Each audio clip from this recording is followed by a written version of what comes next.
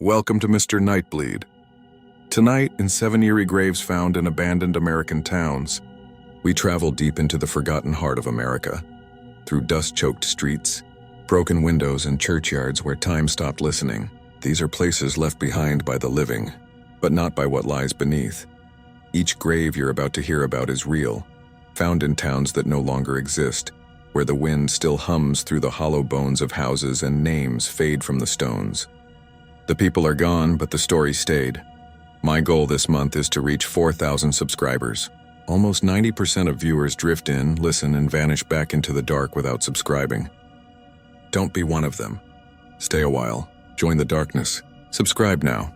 Before we begin, tell me in the comments where you're watching from, and what hour of the night it is for you. And if there's an abandoned town or graveyard near you that makes your skin crawl, write its name below, because when a town dies, the living leave. But the dead stay waiting. Kill the lights. Lock the doors. Take a deep breath. And let us begin.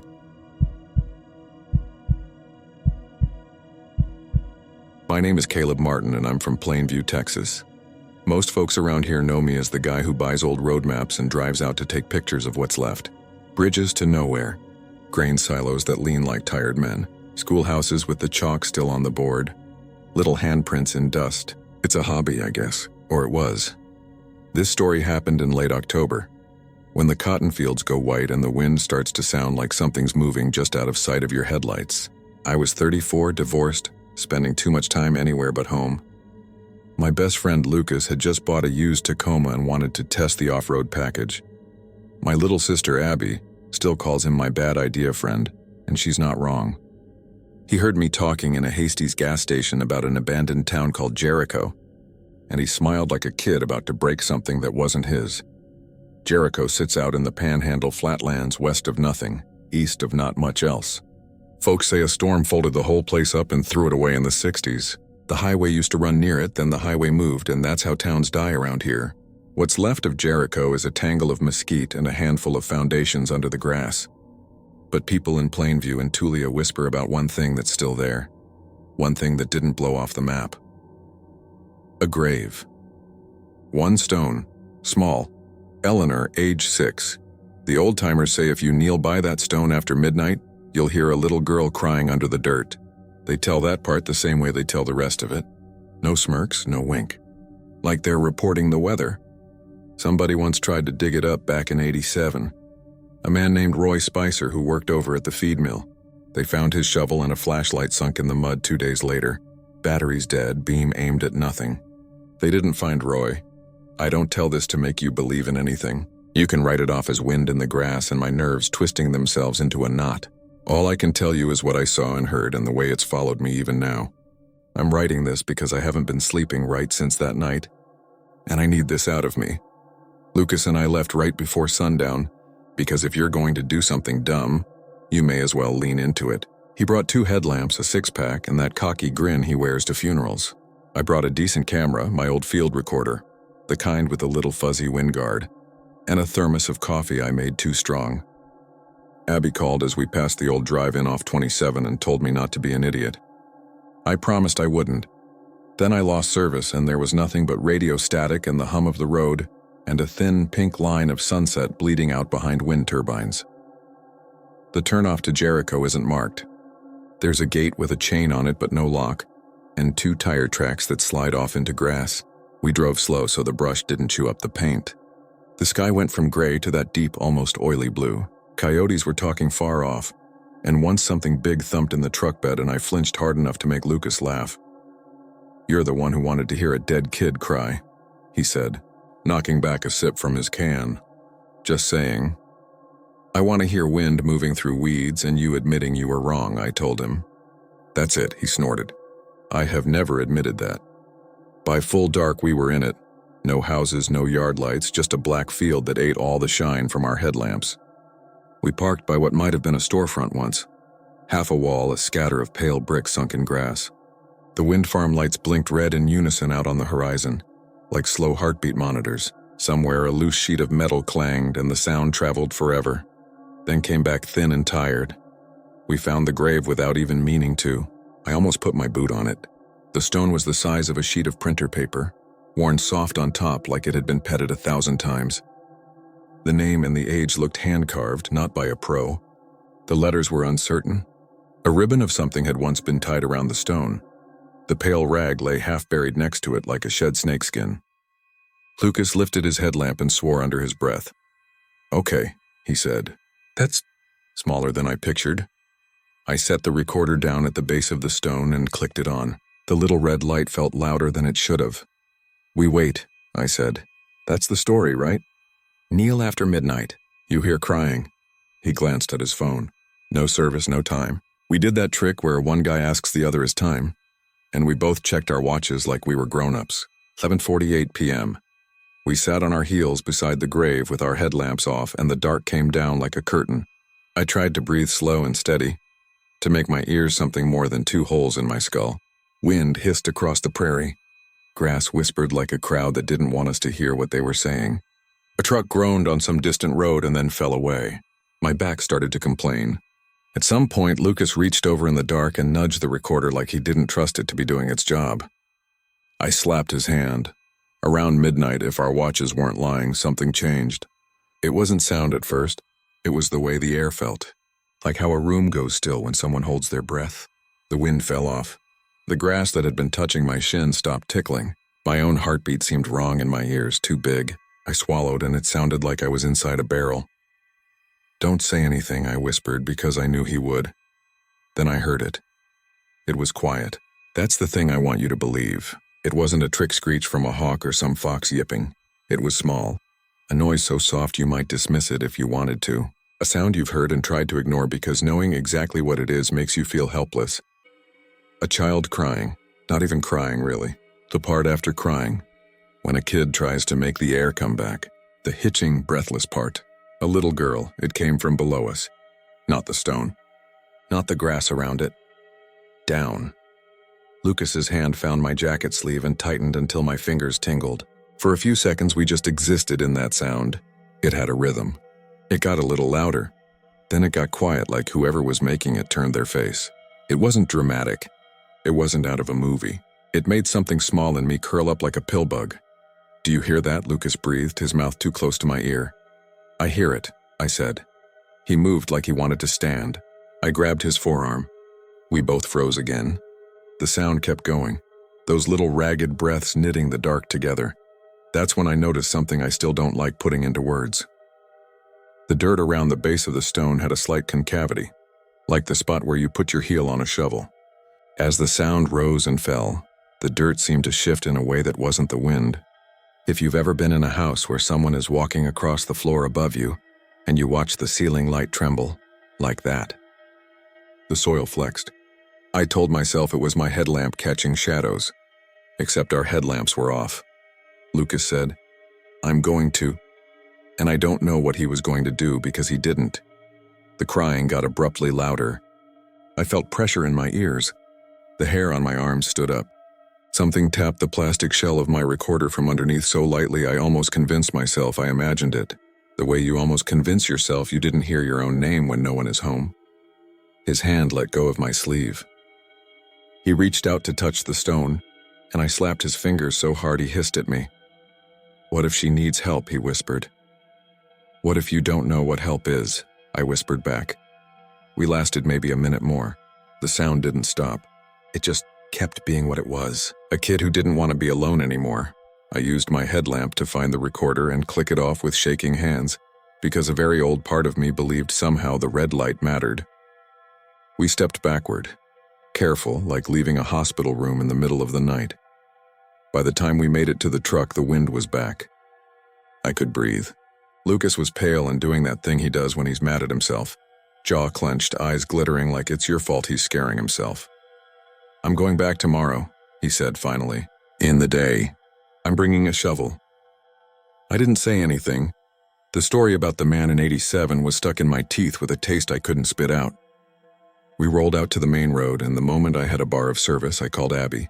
It went to voicemail. I didn't leave one. Something about hearing my own voice narrated felt like making it too real. Back at my place, Lucas wouldn't come in, not because I didn't invite him, but because he was itching to do something, and my living room is where good plans go to die on the couch. He drove home and I made coffee I didn't drink. I set the recorder on the kitchen table like an animal I'd trapped. Something I should let go of but couldn't. I sat there for 2 hours and didn't press play. At 3:15, someone knocked on my door. I live in a rental on the edge of Plainview, a squat little place with a chain-link fence and a porch light that takes its time. The kind of house where you hear your neighbor sneeze and guess what brand of beer he's opening. Nobody knocks at 3:15 unless there's a problem. I eased the deadbolt and cracked it. A girl stood on my porch. She was small, maybe 6. Dark hair stuck to her forehead like she'd been crying, even though her face was dry. Her dress was the wrong old-fashioned, like something you'd wear to church in a photograph with scalloped edges. Bare feet. She held one hand to her stomach like she'd eaten too fast and it hurt. When she looked up at me, the porch light finally kicked on and her eyes went wide like the light was too bright. "I can't find my mom," she said. Her voice was hoarse in the way a kid's is after a long day. All my muscles did the wrong thing. The part of me that belongs to the world stepped forward. I opened the door. Heat rolled out onto the porch. "Hey, honey," I said, "you're okay. Come in. We'll get you some water. We'll call—" As I spoke, a piece of my brain that had been simmering on low heat since midnight turned the knob to high. I didn't want to. I didn't mean to. But my mouth kept talking, and the rest of me turned on a second set of eyes. The girl was not shivering. Her hair wasn't moving in the wind. She didn't look cold. What she did look like was a child who had been crying for a long time and had learned how to stop. "What's your name?" I asked. She didn't answer right away. She looked past me toward the recorder on the kitchen table, the red LED sleeping like a tiny slit eye. I told myself she was looking at the light switch on the wall next to it. "Eleanor," she said finally, so small I almost didn't hear it. I don't remember deciding to open the door wider, but I did. She came in with the careful, grateful steps of a kid taught not to track mud. Her feet left no prints on the linoleum. I got a glass from the cabinet with hands that shook and filled it. She held it with both hands and sipped like the water was hot. Just her mouth and not her throat. She didn't cough, didn't gulp. The glass fogged a little where her hands were. "Where do you live?" I asked. I kept my voice soft like I was talking to a skittish dog. She tilted her head, thinking. "Jericho," she said. That word has never had teeth until that moment. It just meant a spot on a map that didn't get ink anymore. Now it was something else. My vision tunneled a little. I put my palms flat on the counter so I wouldn't drop. "We're going to call someone to help," I said, "because that's what you say. We're going to call the sheriff's office. They'll come get you." She put the glass down. A ring of moisture marked the counter where it touched, and I fixated on that because it was physical. That ring said she was real, even as the rest of me knew I was in a place where the rules bent. She slid onto one of my kitchen chairs like she belonged there. Her eyes went to the recorder again. "Did you hear me?" she asked. "Tonight?" My voice cracked on the word. "At the where you are?" She nodded. Her chin trembled in a way that felt practiced, like she had learned to do it so the adults would come. "People don't like to listen," she said. I didn't realize I was crying until my nose ran, and I had to swipe at it with my sleeve. Something about that sentence broke me open. I hit the speed dial for the sheriff's non-emergency line with hands that didn't feel like mine. It went straight to an automated message, then a ring, then a hold. While it rang, I asked her, "Where's your mom?" She shook her head. She left when it rained. A flash of lightning far away threw my kitchen into the kind of white light that makes everything look drawn on paper. Storms do that. Turn the valley into a photograph of itself. There wasn't supposed to be rain that night. I don't know why that's what I thought about. On the fourth ring, a sleepy dispatcher answered, and I tried to sound normal. "Hi, this is Caleb Martin. I've got a lost little girl at my house, says her name's Eleanor. Around 6 years old, found her on my porch. Could you—" I glanced at the chair. The chair was empty. The water glass was still on the counter with the ring underneath it. The chair cushion had the ghost of an impression, like someone had just stood up. The kitchen smelled faintly of dirt and rain the way it does when a storm comes in, and you open the door to it. I looked at the front door. It was still bolted. "Every hair on my arms ached, sir," the dispatcher said. "Sir, can you repeat that?" My tongue felt too big. "I'm sorry," I said. "I might have mistaken a shadow. I'm sorry." I hung up before I did something that got me on a list the wind picked up. The porch creaked the way it does under a small weight. I turned the deadbolt not because I thought it would matter, but because the part of me that lives in daylight needed something to do. Then I sat down at the table in front of the recorder and pressed play. Most of it was wind, grass, the click and grind of insects, the distant shift of metal. Then you hear me whisper, "Don't say anything." And then, soft under everything like it's ashamed of taking up space, the sound of a little girl trying to breathe in after crying. It's hard to hear at first, the way grief is hard to hear when it belongs to someone else. Then it gets closer. Not because the volume changes, but because your ears remember how to listen for it. At minute 19, there's a tiny tap against the recorder body. The sound something like a fingernail hitting plastic. I didn't dream that part. It was there. It is there. And I can send you the file if you want to hate your house the way I hate mine now. At minute 21, there's a second noise. It's not as easy to define. If you've ever pressed your ear to the curve of a seashell and pretended to hear the ocean, you know how hollow the world can sound if you let it. Imagine that, but inside the ground. A big space where there shouldn't be one. I didn't hear it at the time. On playback, it's obvious. Under the girl's hitched breath, something old and wide exhales once. Like the land got tired. Lucas called at 5:40 in the morning. I didn't answer. He texted a picture of the grave. The angle of the picture was off, like he'd taken it in a hurry. In the corner, his boot tip.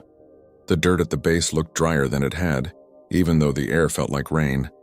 He wrote, "Going to check it out for a second. You coming?" I wrote back, "Don't dig. Please don't dig." He didn't write back. He didn't answer when I called. I threw on jeans and didn't bother with socks and drove with the kind of attention that lives at the very back of your skull. The one that belongs to animals who know something's wrong in the tall grass. When I hit the gate, the chain was looped and dropped. Not on the post where we'd left it. The truck ruts were fresh. Half a mile in, I saw the Tacoma angled half off the tracks into the brush. Door swung wide. The dome light was on, and the battery warning blinked at me like a heartbeat trying to decide whether to keep going. "Lucas!" I yelled stupidly. The sound slapped the world and came back smaller. His shovel lay by the grave. The ground in front of the stone had been disturbed. Not a hole, not exactly. A depression. The shape a body makes on a bed you've just risen from. No footprints led away. That's not me being dramatic. I looked for them.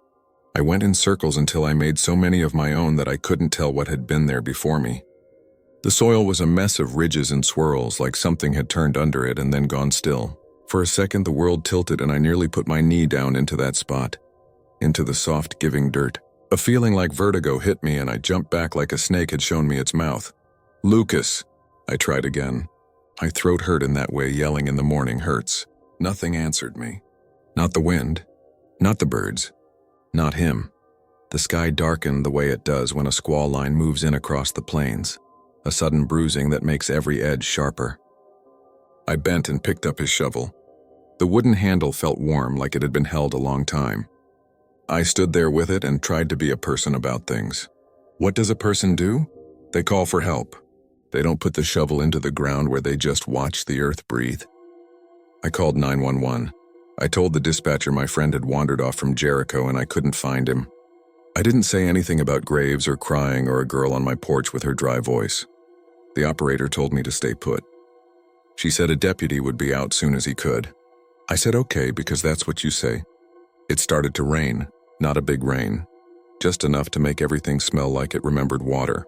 I backed away from the grave and leaned against the truck and watched the depression slowly fill and then settle like something sighing in sleep. The first thunder rolled, far off but coming. When Deputy Salinas arrived, he did all the things a professional does. He asked me to sit in his cruiser while he looked around, and I did. And I watched his hat move past the windshield wipers and thought about how the inside of my house had smelled like rain before the rain came. He found no sign of my friend except his truck and his shovel and the tracks we'd made in the grass. He took my statement and didn't write down the part where I told him to please not dig here. He was kind enough not to say what he was thinking. By mid-morning, the rain came proper. The deputy called for more cars and a dog, and the search widened out in careful tiles, steady, competent. The men moved with the patience of folks who know that running at something rarely helps. I stood under my hood and watched the grave sit like a quiet thing you should not wake. The stone got darker with water, the letters harder to read. The rag beside it turned to paste. Twice I felt sure I heard a small hitching sound under the patter, and twice I turned up my collar and told myself it was the wind finding a hole in my sanity. They never found Lucas. A month passed. Then 2. There was paperwork and questions and the private muscles you use to smile when someone says they're sorry again. Abby came over a lot and sat on my couch with her feet tucked under her and her eyes hard. She asked me how long I was going to keep the recorder on the table like a shrine. I didn't have an answer she could love. Sometimes at night there is a light knock at my door. Always 3:15. I've stopped opening it. The first time I didn't. The knocking continued for a long minute and then stopped, and then the sound of small bare feet crossed my porch and went down the steps. After that, I started leaving a glass of water on the porch rail before bed. In the morning, it's always empty and the ring is always there, and sometimes, this part I hate writing, the ring is on the inside of the glass. Not the counter. Like whoever drank from it held it too close to their face and fogged it up. Once, at the grocery store, I heard a kid sobbing 2 aisles over and my legs went weak. I had to lean against canned tomatoes until the world came back into focus. The mother apologized the way mothers do, and I nodded like I understood anything. The recording is still on my computer. Sometimes late, when my defenses are sloppy, I play the part where the fingernail taps the plastic. I concentrate on the exact second the tap happens because it means there is a boundary, and something on the far side of it wanted me to know that it knew where I was. That feels like truth to me. A terrible kind, but honest. People in bars still say Jericho blew away in a storm. They still lower their voices when they talk about the grave out there, because even if you don't believe, it feels like bad luck to raise your volume. They tell the story about Roy Spicer and his shovel, and how the ground took him in like a breath and never gave him back. Now they tell it about a guy named Lucas too, though they lower their voices further on that part, because he's new and maybe the world is still deciding if the story belongs to him. 2 weeks ago, I drove back out there at noon on a bright day. I didn't tell Abby, I didn't tell anyone. I brought a new stone from a monument place in town, something smooth and simple with no name. I set it a few feet from the small one, not because I know anything, but because it felt like the only thing left for my hands to do. I didn't kneel. I didn't say any words. I left the shovel in the truck where it belongs. As I walked back to the cab, a little voice rose behind me, small and careful and full of apology. "Don't leave," it said. I didn't turn around. I climbed into the truck and drove slow until I reached the gate. In the rear view, the field looked like a sea, the wind making the grass roll in green waves. The stone was a white fleck out there, probably my imagination. The clouds were high and harmless. The wind turbines blinked red, polite as always. That night at 3:15, I sat on the couch and waited. The knock came, quiet. 3 taps like a child learning a pattern. I didn't move. After a minute, the knob turned and the deadbolt held. And then there was the sound of someone small sitting on my porch step and breathing the way you breathe when you're warming your hands. The air in the living room shifted, cooler, wetter, and the smell of dirt and rain arrived like a memory you didn't invite. "I don't like being alone," the small voice said, muffled through the door. Not a threat, a statement. "Me neither," I said before I could stop myself. We sat that way a long time. Eventually, the floor creaked once, twice, and the weight of the night lifted off the porch and went down the steps and into the quiet. I got up and opened the door to find the glass empty and a small wet handprint near the bottom, where a child might steady herself to stand. I don't know what Jericho was before the storm. I don't know who Eleanor's mother was or who carved that stone with uncertain hands. I don't know what moves under the ground there, or how many times a person can lean close to that sound and still come back. All I know is there is a place where the world is thin, the way ice is thin in a shaded part of a pond. You can skate right over it your whole life, or you can put your ear down and listen, and if you listen long enough, it will listen back. If you go out there, if you think you need to prove something to yourself about what is or isn't real, do me a favor. Leave the shovel at home, bring water, and when you hear that small broken sound under the dirt, don't tell yourself it's nothing. Don't tell yourself it's only the wind. The wind doesn't tap on plastic with the edge of its fingernail. The wind doesn't learn your name. Sometimes late, when the house is quiet and I almost believe in sleep again, I hear a child take one slow, careful breath on the other side of my front door. The sound is soft and human and the kind of sad that doesn't have an end. I wait for it to stop. It never does.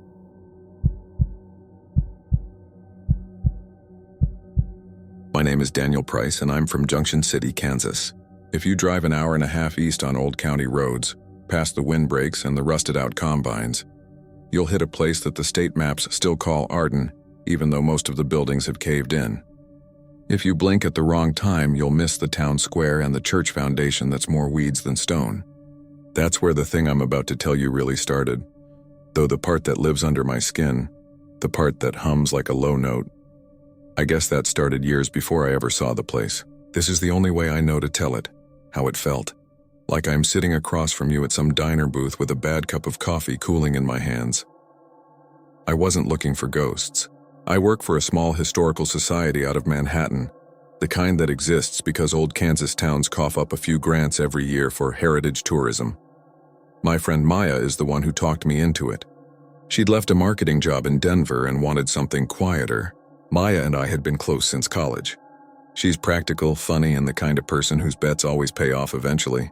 When she said, "Let's make a podcast out of these little towns," I said yes, even though I hate my own recorded voice.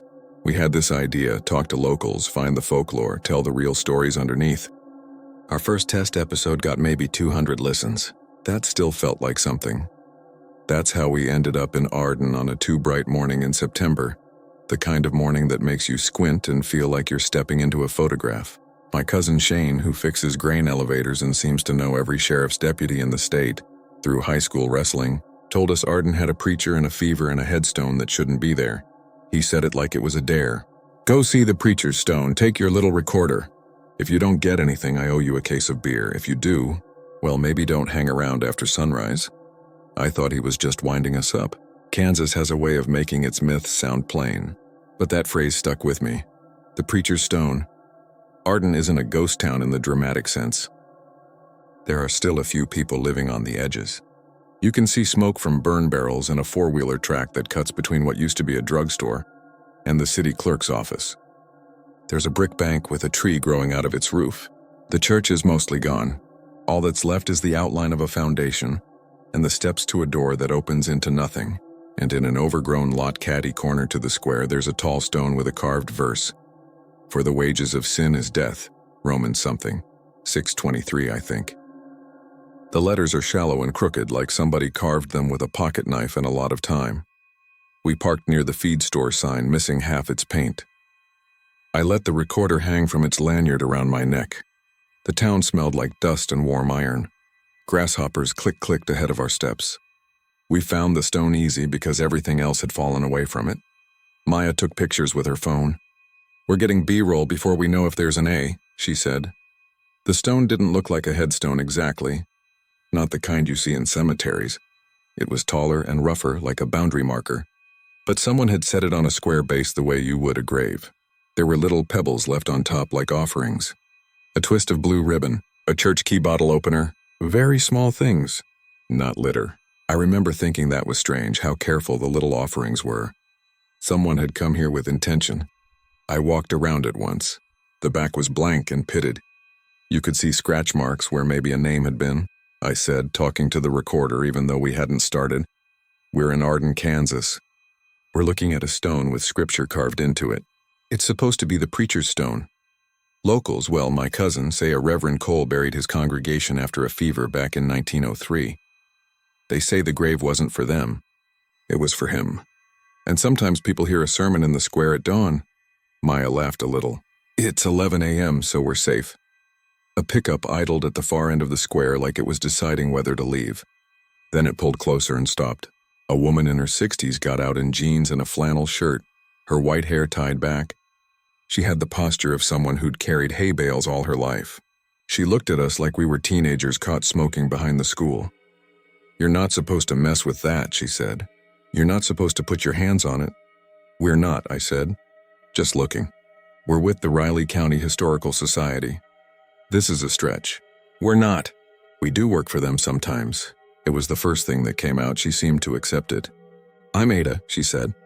"Cole was before my time, before my mama's time, but you don't put your hands on it, and you don't stand too close when the sun comes up." Maya, who is better at this than me, said, "Do you live here? We'd love to talk." "We're collecting stories." Ada hesitated, then tipped her head toward the old city clerk's office, which was miraculously still square and dry inside. There was a desk, a green ledger book, A calendar from 1989 with a Hereford bull on it. She told us the version everyone tells. There was a fever. People started coughing around harvest time. The doctor from Emporia was too late and too tired. Reverend Asa Cole, she said his name like it was bitter, started preaching repentance in the square. He said the fever was a threshing. Wheat and chaff, wheat and chaff. He said they had to be washed clean. Ada leaned her elbows on the desk. Dust swirled in the light behind her. My grandma said he would call the names one by one and folks would come out on their porches like they were being summoned to supper. She swore she never went, but she said her feet itched too. She said when he called your name, you heard your mama's voice or your first teacher, or your boy back from the war. She said it wasn't his voice at all. It was the voice you missed. That's a good story, Maya said, jotting notes. It ain't a story, Ada said. We left my family. People left. The ones that stayed, they don't talk much. But there were years after when the grain was good that someone put flowers there. She jerked her chin toward the square. Then they stopped. But someone still puts those little things on the stone like you'd leave a token for a crossing guard. Who put up the stone? I asked. Men did, Ada said. Men who wouldn't say who told them to. My grandma said there was a meeting in the bank basement. And that was the end of the sermons. Another preacher came and built the next church 3 miles down. He wouldn't set foot here. Do people still hear anything? Maya asked. Ada's mouth went tight. You'll know if you do. We thanked her. She did not smile. She walked us back out and watched as we crossed the square. I was thinking about how to cut the tape, what to say for transitions. I was also thinking about the way the back of my neck felt the whole time, like somebody was blowing on it softly. We drove around the old grid of the town. There were 2 occupied houses, both with junk neatly stacked in yards. A kid with a bowl cut watched us go by from a porch. A dog ran alongside our car wagging its tail, then peeled off like it had a route to finish. The sky had the big, empty look it gets after a cold front. We found the new church 3 miles away down a gravel road like Ada said. It was a low cinder block building with a metal roof and a bulletin board out front, with changeable letters that read, Potluck Sunday, bring a casserole. We didn't go in.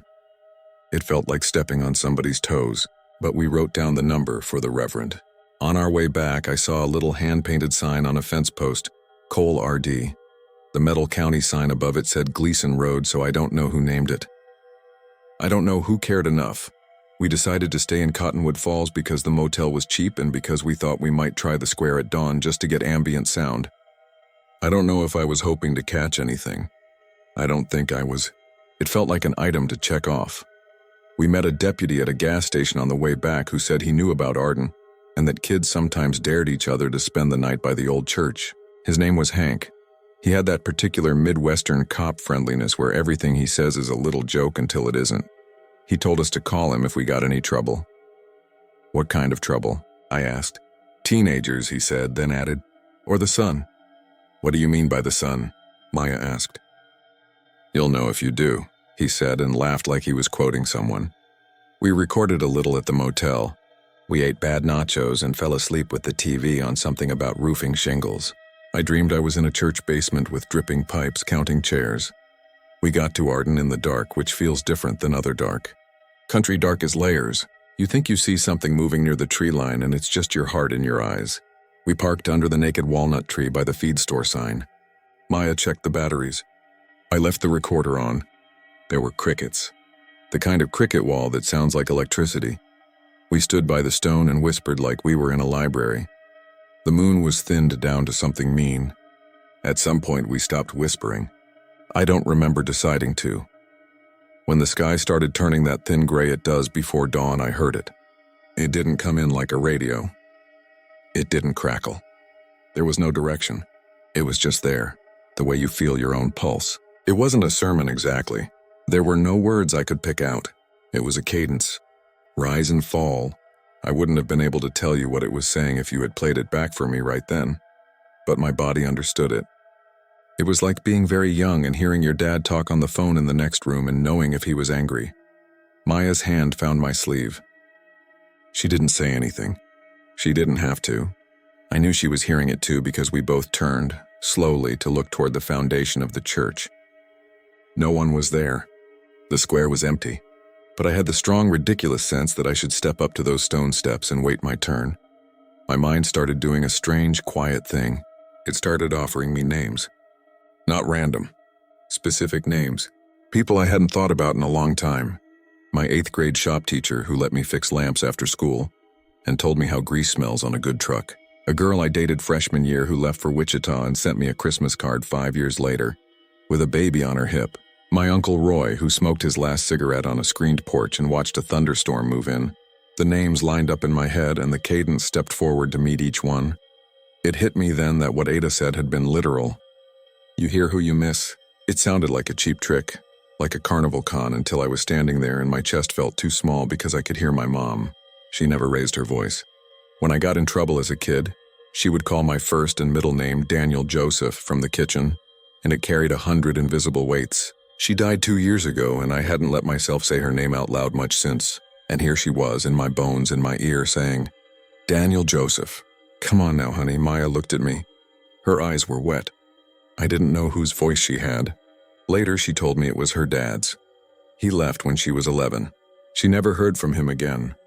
But she recognized the way he used to say her name when he was in a good mood. She could count those times on one hand. We both took a half step without meaning to. That scared me. It broke something in my head. I grabbed Maya's sleeve hard and pulled her back toward the car. The crickets cut off. That was worse. The silence was like something peeled away. Then something else happened that I didn't process right away. The stone had a sound. Not the sermon. Not the voices. A private sound. It was subtle, like 2 pieces of ice touching. The letters were shallow, but I could have sworn they were deeper for a second. I did not move closer to check. The sun was not over the horizon yet, but the gray was warming, and I remembered both Ada and Hank saying almost the same thing. You'll know if you do. That felt like the wrong kind of joke. We didn't make it dramatic. We got in the car and left. Tires on gravel were the only noise. Neither of us said anything until we were past the curve where Cole Road branched off, and then Maya started crying.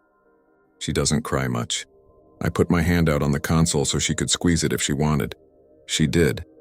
We drove into the next town and sat in the parking lot of a diner that wasn't open yet, like 2 shoplifters waiting for court. When the place opened, we went inside and ordered pancakes because that seemed like something people who had not almost walked into a hole ordered. There were old men at the counter who looked at us and looked away. The waitress noticed our recorder and said, "Locals podcast? Don't get yourselves shot." I thought she meant by a homeowner. I think now she meant something else. We played the recording there in the booth. I expected wind and footsteps and some kind of slur. Instead, it was clearer than I liked. There was a hum I can only describe as a human throat with no words. The levels were steady. I felt relieved that the voices weren't on the tape. Then 10 seconds in, very soft under everything else, you hear my mom say my name. It wasn't even the whole thing. Just Daniel, no middle name. But it was her. The way she said it when she saw me coming across a parking lot at the grocery store. Bright, relieved, a little surprised even though she was the one who asked me to pick her up. Maya reached across and stopped the playback. We didn't speak for a while. The waitress put our coffee down and said, "You folks okay?" in the same tone you use when a kid has fallen off a bike. We nodded like liars. The next day was a travel day for us. We planned to hit a couple cemeteries near Council Grove. I said to Maya that we didn't have to use the recording. I said it a couple different ways. I was hoping she'd say, "Okay, let's cut that part," or "We'll fictionalize it," or "We'll save it for Halloween and forget." Instead, she said, "We have to talk to somebody else in Arden. We can't just have Ada and a creepy noise. We need a counterpoint." I said, "And a counterpoint," like I was repeating a teacher's note. She said, "Someone who stayed." We found that someone by driving slow through Arden at midday and waving at anyone who looked curious. A skinny guy in his 30s with a beard came out from behind a house with aluminum siding and introduced himself as Tyler. He worked nights at a distribution center in Emporia and fixed lawnmowers for cash. He said he was born here and didn't see the point of moving when rents were stupid everywhere. I asked him straight if he'd ever heard anything in the square. He scratched his neck. "I heard a coyote. I heard brakes from the highway. I heard my ex-girlfriend banging on my door." He smiled at his own joke and then, like a thought passing over him, said, "I heard my granddad. Once." "What did he say?" Maya asked. "Didn't say," Tyler said. He just laughed like he did when he found me with his socket wrench set taking a wheel off a wheelbarrow for no reason. That's how I knew it was him.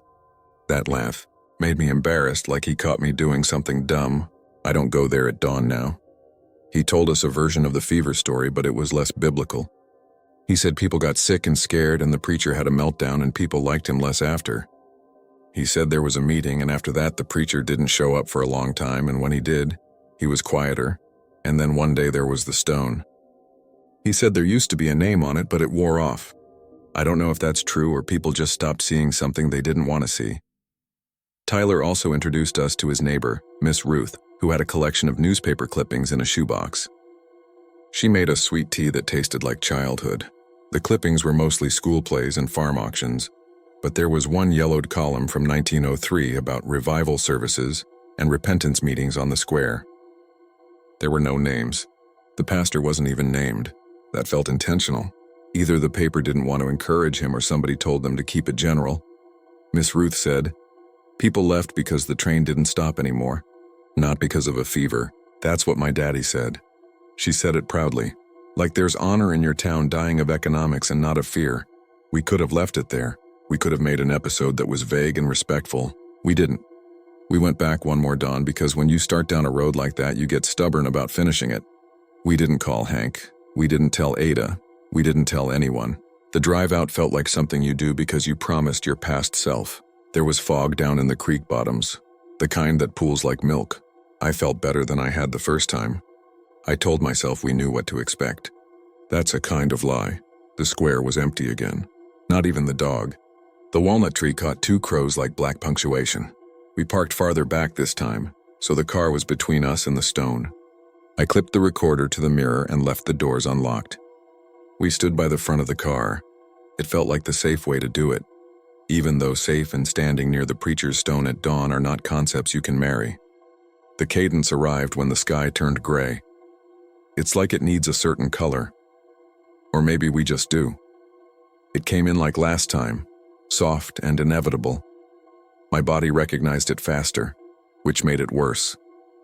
That old, simple part of me that knows when to reach for a doorknob with my left hand because that's how I've always done it, that part leaned forward. The names started again like mail being sorted in the back of my head. I got my mom first, then my shop teacher, then Uncle Roy, and then, this is the part I haven't told anyone except Maya, I heard myself. It was my voice, not a recording of me, not the way I sound on the podcast. The way I sound inside my head when I run over what I should have said to someone 3 days ago. And it said, "Come on, let's get it over with." And I hated it because I knew exactly what I meant. I meant step onto the foundation and see what happens. I meant stop circling it like a dog who knows the fence is electric. Maya whispered, not to me but to whatever this was. No. Just once. Small. I wanted to say it too, but the cadence tightened around the word like a knot. It didn't like that word. You know that feeling when you're at a lake and the water is still and glassy and then some guy does a cannonball off the dock and everything jumps and slaps? The air did that. Not loud, just a shift. I realized I could hear more than 2 sets of feet. This makes no sense, but I'll say it the way I felt it. The ground had a memory. The cadence had called people here a long time, and the dust remembered. I could feel feet lining up in rows that weren't there anymore. I could feel them breathe when the sun rose.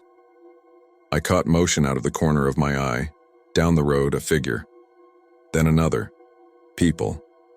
This was the part I didn't know to expect. They didn't pour in. They drifted. A man in coveralls. A woman in a housecoat. An older guy with a seed cap. The kid with the bowl cut from the porch. They weren't sleepwalking exactly. They were taking their time like people who had promised to meet someone. They stood around the square, giving it space the way you give a fresh grave space. No one looked at us. No one looked at each other. They faced the foundation and waited. "Daniel," Maya said. Just that, and her voice was back to herself, and I could grab onto it. Then one more person came, and it was Ada. She walked across the square like she had never told us not to. She stopped on the line where the shadow of the walnut tree met the sun. "Don't," I said, and it wasn't even a complete thought. It was the same kind of word as no. She didn't turn her head. "You can't tell anybody not to listen to their mama," she said, and her voice was soft. "Or their husband or their boy. We all got somebody to answer to, and sometimes they leave early and sometimes they call you from the wrong side of morning." Then the sun cleared the horizon and something I don't know how to describe without sounding like the kind of person who uses words like presence happened. The air had weight, like a hand on the top of my head. The cadence got teeth. The words didn't form, and yet they arranged themselves in my guts. Repent, return, be gathered. I recognized those only after, like you recognize the shape of a chair in a dark room after you stub your toe on it. Ada took one step. The kid took one. Coveralls took one. Housecoat took one. They were all going to step up onto the foundation in a line and stand where the pews would have been and let that hand rest heavier. I don't know what would have happened next. I didn't want to know. Maya moved before I did. She is quicker. She walked right over to the stone, not touching it. Her hands were up like she was approaching a horse. She said, "Reverend Cole," loud and clear, like she was calling out a man in a classroom who is talking too loud. "Reverend Cole, we know this is yours." The cadence hiccuped. The hand lifted barely. Maya took another step. I wanted to stop her, but I was more afraid of all the other feet. "You've had your sermon," she said. "You can stop now." She was making it up as she went. It sounded brave and dumb. It was both. The air got colder. Not objectively, I know how that sounds, but inside my clothes, inside my teeth. I recognized something in that cold. Disappointment. The way the room feels when a teacher calls your name and you haven't done the reading. The cadence didn't like being called a name. It hadn't wanted to be named. "Reverend Cole," she said again, and then someone else said it. "Ada." Then Tyler, who had come without us noticing. He stood near the road, hands in his pockets, chin down like it embarrassed him to be there. "Reverend Cole," he said, like it was a bad taste he had to swallow. The kid said it because everyone else did. The housecoat lady said it like a prayer. You could hear the vowels change in every mouth. The cadence drew back like a snake getting ready to strike. I don't know why I did the next thing. Maybe because I grew up in churches, maybe because I've always been good at breaking tension with a joke. I said out loud into the square, "Sir?" Just that. And it felt like letting the tiniest bit of air out of a pressurized tank. The sun was up. It was fully day. Everyone in the square looked around like they had forgotten where they were. Ada put her hand over her mouth. She looked at Maya like she was seeing a person in two pieces. The one who'd come to ask questions, and the one who had just said Reverend Cole without fear. Tyler left first. The housecoat lady shuffled away. The kid ran. The coveralls man stood a long time, then he spat and went home. Ada stayed. When it seemed like the air was normal again, she spoke. "Your friend said his name," she told me. I thought she meant Reverend Cole, but she pointed at me. That's the trick. Names. You have to make something a person before it can be told to leave. Maya's hands were trembling. She put them in her jacket pockets. "Is it over?" she asked. Ada shook her head. "It don't end," she said. "It rests." That should have been the end. For us, I mean. We drove back to the motel and lay on our separate beds in the same room and stared at the ceiling like it might show a map. We didn't touch the recorder. We slept through checkout and left the key on the nightstand because the front desk guy was outside smoking and not interested. We didn't talk most of the drive home. It felt like we'd swallowed something and were waiting to see if it made us sick. I tried not to listen to the recording for a week. Then I tried to be professional and sat down with headphones at my desk while Maya was out picking up bread and hummus for lunch. There were the crickets. There was the hum. There were a few words we'd said under our breath, distinguished only because we knew our own voices. There was the sun hitting the top of the walnut tree, you can hear that. But only because after you know what happened, you can tell where the big moment is by the way everything else carries you to it. Then, very near the end, something I didn't expect. Not the cadence, not my mom's voice, not Reverend Cole. It was another voice, softer than the rest. A woman with the kind of calm you only get when you don't have to make a case for your words. She said, "Asa, Let go. I had to stop the tape. I had to get up and walk around the block. I had to call Maya from the sidewalk. Her first words were, "You heard it too." We went back to Ada, of course. I wish we hadn't. I always wish that in this part of the story. But we went because there was a hook in me that would not let me rest. We told ourselves it was to check a fact, but we wanted absolution from someone other than each other. We found Ada in her yard raking pecans into a blue kiddie pool. She listened to our recording in the kitchen with the old calendar and the green ledger. When it got to that last part, she pressed her hand flat on the table. "My grandma," she said, and then shook her head, correcting herself. "No, not my grandma. Someone like her. They were there. They were the ones who went to the bank and said enough. They bought the stone out of their egg money and their jar on the shelf and whatever their men would give up. They said it not for him, but at him. It was like calling a dog off a road he won't quit crossing. You say his name and you make his feet heavy and you tell him to lie down." "Who was the voice?" I asked. "His wife, maybe." Ada shrugged. "They didn't print women's names much," I asked. "Does it help if we play it?" Ada's face did a complicated thing. Pain, humor, acceptance. "Don't play it for anyone who might listen hard," she said. "Don't put it on a radio or in those earphones people wear to drown out their lives. You'll fill the square without folks having to be there." That was the last normal conversation we had about it. I say normal, even though there's nothing normal about any of this. What I mean is, after that things got messy. We got emails, because of course we did, from a handful of our 200 listeners when we posted a teaser. They were curious. They wanted us to drop the Arden episode. One message came from an old church down near El Dorado. One came from a teacher in Iowa. One came from a guy who said he drove truck and liked to listen to small-town stories at night.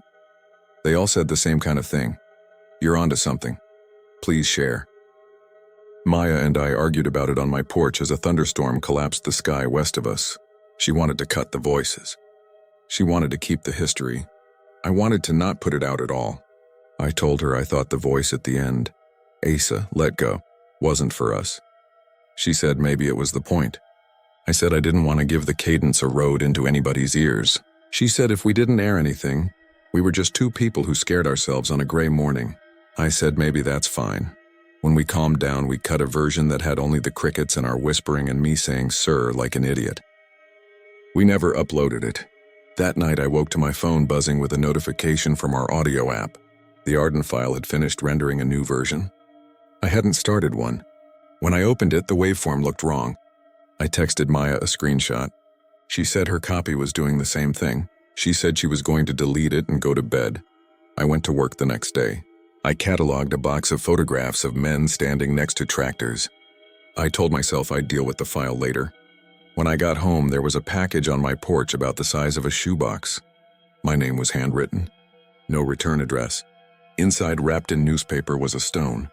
Not a big one.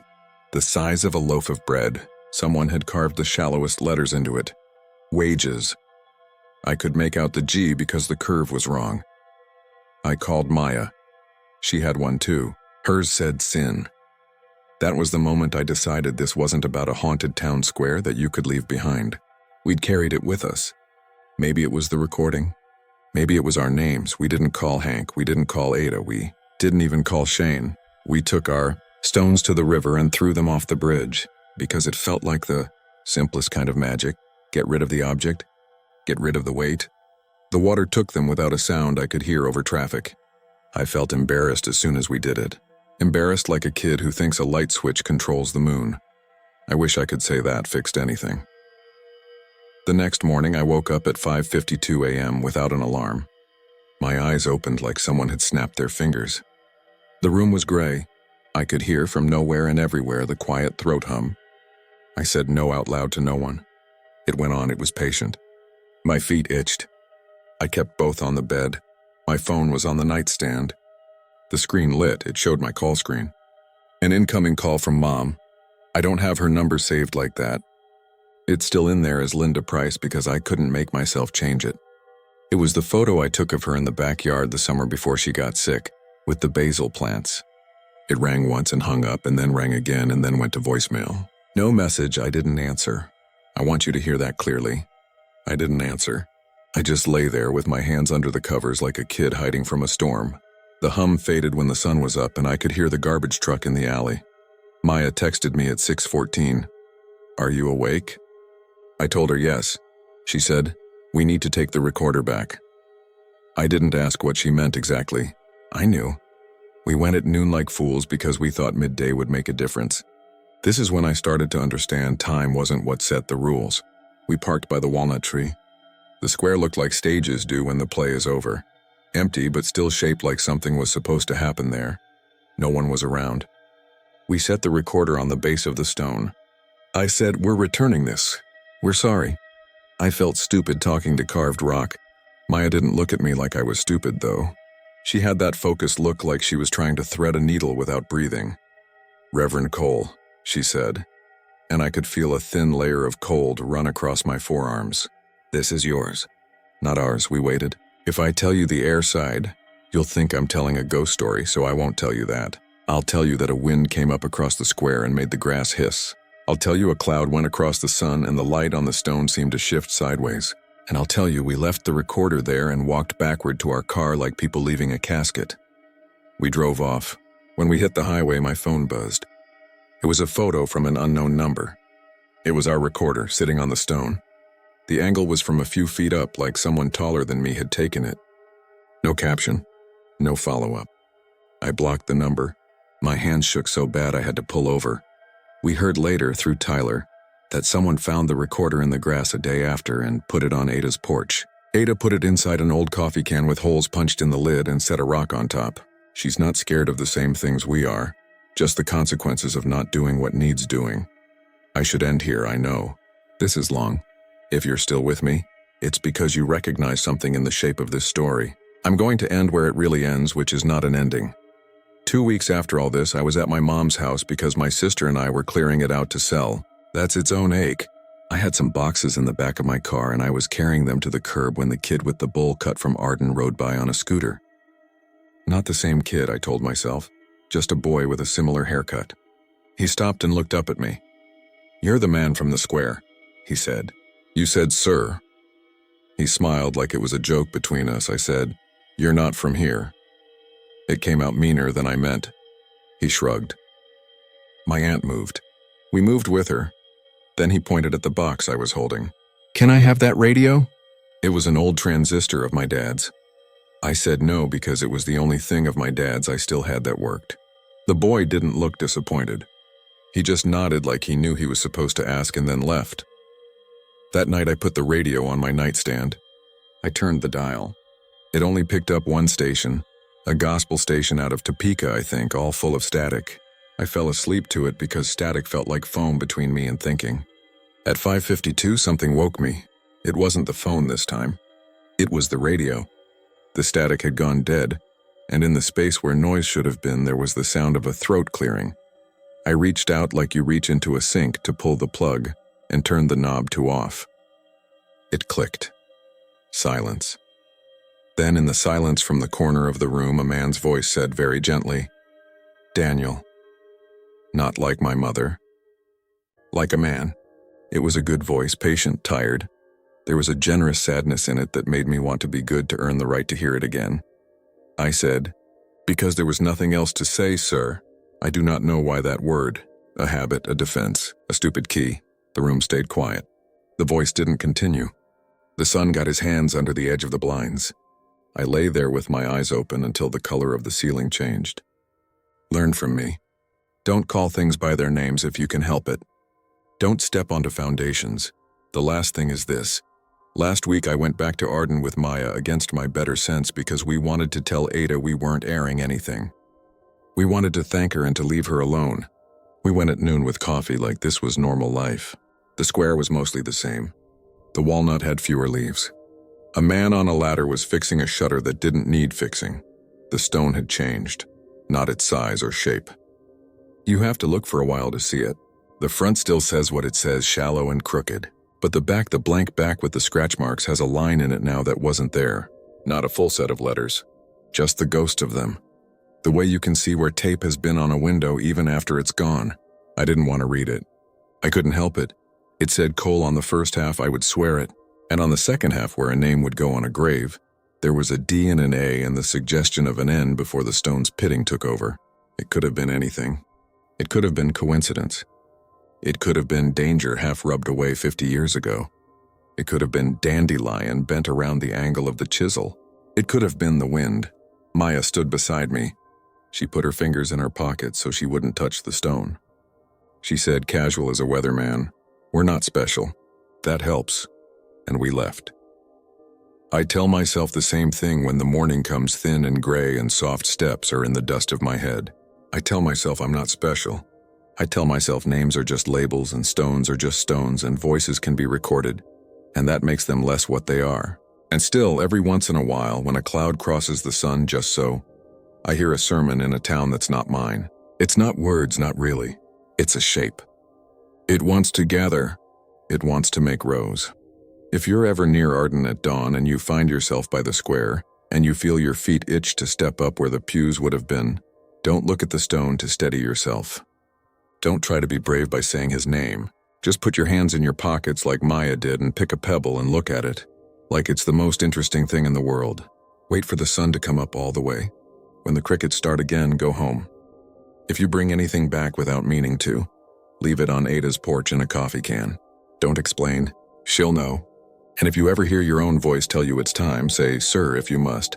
But be ready for the way the air leans in. Be ready for the way a sermon can sound like love if you're not careful. Be ready for the way a stone can carry a name lightly at first and then more and more, until one morning it sits heavy as a hand on your shoulder, and you think to yourself, "Fine, one step, what's the harm? Just one."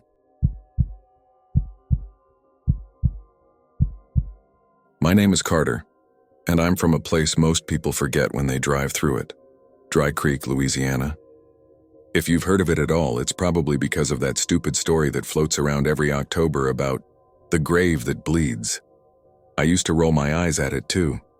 I grew up with that cross at the edge of the old mining road like it was just part of the scenery, same as the live oaks and the muddy ditch and the rusted pump jacks that never pumped. People told stories because there wasn't much else to do. I'm only writing this down because I learned that some stories don't stop just because you don't believe them. They wait for you, and I can't sleep without hearing water running where there isn't any. This happened last year, though parts of it started much earlier. I moved back to Dry Creek in late August to help my mom sell the house. My dad died 2 summers before from heart trouble that he never went to the doctor for. He worked at the cane mill his whole life, drank community coffee like it was holy water, and never mentioned the mine except to say that ain't our business. The mine, as anyone from Dry Creek can tell you, was the town's first and last shot at being something. They said there was iron down there, though I never saw any iron come out of Dry Creek. Just men who coughed and drank and were always climbing into trucks before dawn. The flood happened in 1998. I was 8. That year the river jumped its banks like it was angry at us specifically. The mine entrance faced the low part of the road and the water found it fast. A wall gave way underground. The story changed depending on who was telling it, but everyone agreed it came sudden. The company paid for funerals even though they never recovered all the bodies. That's the first thing you learn about Dry Creek. We bury what we can and keep living with the rest. A week after the flood, someone put a white cross out where the mud swallowed the road. No name on it, just a cheap wooden cross that leaned to the right. People said a widow did it, or a crewman who got out alive did it for the ones who didn't. Nobody admitted to it. Every year on the anniversary of the flood, September 12th, the ground around that cross would seep red. Not buckets of blood like in a horror movie, just this steady, slow ooze that made a ring under the cross like a halo if a halo could stain your shoes. It looked like iron water, the sort you see in ditches, but somebody from the parish had it tested at McNeese years back, and the results came back weird. Not rust, not clay was how the story got shortened. It wasn't blood either, they said. It was just something. I never went to see it, not on purpose. Mom wouldn't let me when I was a kid, and as a teenager I chose football games over folklore. After I left for college, I only came home for Christmas. The cross was always there when I pulled into town, listing in the ditch like it was drunk, and I'd drive past like you do with old wrecks that nobody hauls away. When I came back last August, my cousin Evie was the first to bring it up. Evie's the kind of person everyone remembers because she remembers everyone. She's a nurse, a single mom, and the unofficial calendar of Dry Creek. She keeps track of births, deaths, who owes who a favor, and when it's time to put casseroles in the church freezer. She also has this way of looking at you like she's hearing what you're not saying. September's coming, she said, pouring peach tea into plastic cups for her twins. You remember what that means? School's back? Hurricanes? I tried. She pointed with her chin toward the road. It bleeds on the 12th. I know, I said. I remember. I also remember y'all telling me it's just some chemical thing. She said. Tell that to Mr. Hurley. He doesn't go near it and he doesn't scare easy. Mr. Hurley is what we call men like him in the South. Old as dirt, stubborn as weather. He worked at the mine and outlived it. He has a voice like a truck engine that refuses to turn over. The last time I saw him before all this, he was sitting on a paint bucket outside the feed store, telling the bored air how the company foreman should have been buried standing up, since the man never took a seat when others needed one. You're not thinking of going, I said. Evie put the pitcher down. Maybe I am. Things ain't right this year, I laughed. Because of the cross? Because of the sinkholes by the river. Because my girls wake up crying about water under their beds and they never knew the flood. Because Mama keeps the TV on the church channel all night and swears there's static talking. Because I saw Sheriff Bolin out there the other day taking pictures of the cross like he don't know what it looks like.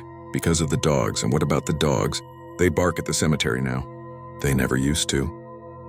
She looked out the window and for a second I swear I smelled mud, even though we were in her kitchen and it hadn't rained in a week. I told her I'd go with her if she was set on seeing it. It felt like a small thing at the time, an errand to get through before I could get back to patching drywall and boxing up Dad's fishing magazines. I texted my old friend Caleb too, because he works maintenance at the paper mill and knows more about pipes and drainage than anybody I grew up with. He's quiet and steady, the kind of guy who can hold a flashlight without you having to correct him. He said he'd come on his night off. The week before the 12th, it was hot enough that the asphalt felt soft under your sneakers. The air hung heavy. The mosquitoes were lazy but persistent. Mom tried to pretend she didn't notice I was making plans. You don't need to go, she said, not looking at me. It's folks' business to stare at that thing, not yours. What does that mean? It means they always stare when they don't know what else to do. Your daddy didn't go. I didn't go. It ain't for us. What isn't? The cross? It's on parish land. She turned the TV up like that could block the conversation. When the weather finished, the local station did one of those feel-good stories about a boy who rescued a kitten from a culvert. I thought of water churning in tight, dark spaces, and I changed the channel. On the 11th, the pastor of Open Arms Church put a post on Facebook saying there'd be a prayer circle at the cross at sunset on the 12th for healing and remembrance. People in town argued in the comments about whether that was respectful or opportunistic. The mining company's name came up too, Picardy Minerals, like the French song. Some folks said they hadn't paid enough. Others said they'd done what they could. Sheriff Bolin chimed in with a polite, "Y'all keep it orderly," which meant he expected the opposite. Caleb came by the morning of the 12th with a thermos of coffee and a coil of nylon rope like we were going to a job site. What's the rope for? I asked. I don't know, he said. It felt like the kind of day you bring rope. Evie showed up with the twins strapped into their car seats and her mother, Aunt Luann, in the passenger seat wearing too much perfume and a rosary coiled around her hand like it could keep time. We parked on the shoulder where everyone else did and walked the 100 yards to the old road that led to the mine. The road was still there if you knew how to look, just a seam under weeds, the earth remembering where it used to be flat. The cross was exactly like I remembered, only more tired. One arm had a hairline crack. Someone had stapled a faded ribbon to it that might have been red once or might have been sunburned pink. The ground around it was dry, cracked like old paint. People were already gathering. Miss Ramona from the gas station brought bottled water and cups.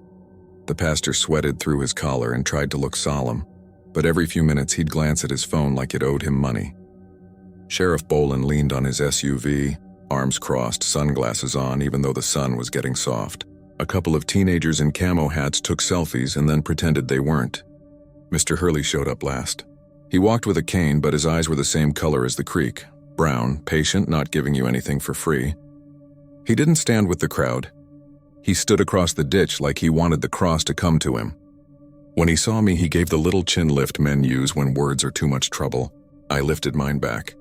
Sunset in Dry Creek is quick. The light goes from gold to copper to gray in about 15 minutes. The pastor started praying. The words were fine. He said what you say. God be with the families, remember the lost, purify this ground, all of us are dust. People murmured yes and Lord, it was not dramatic. It felt like a small, real thing.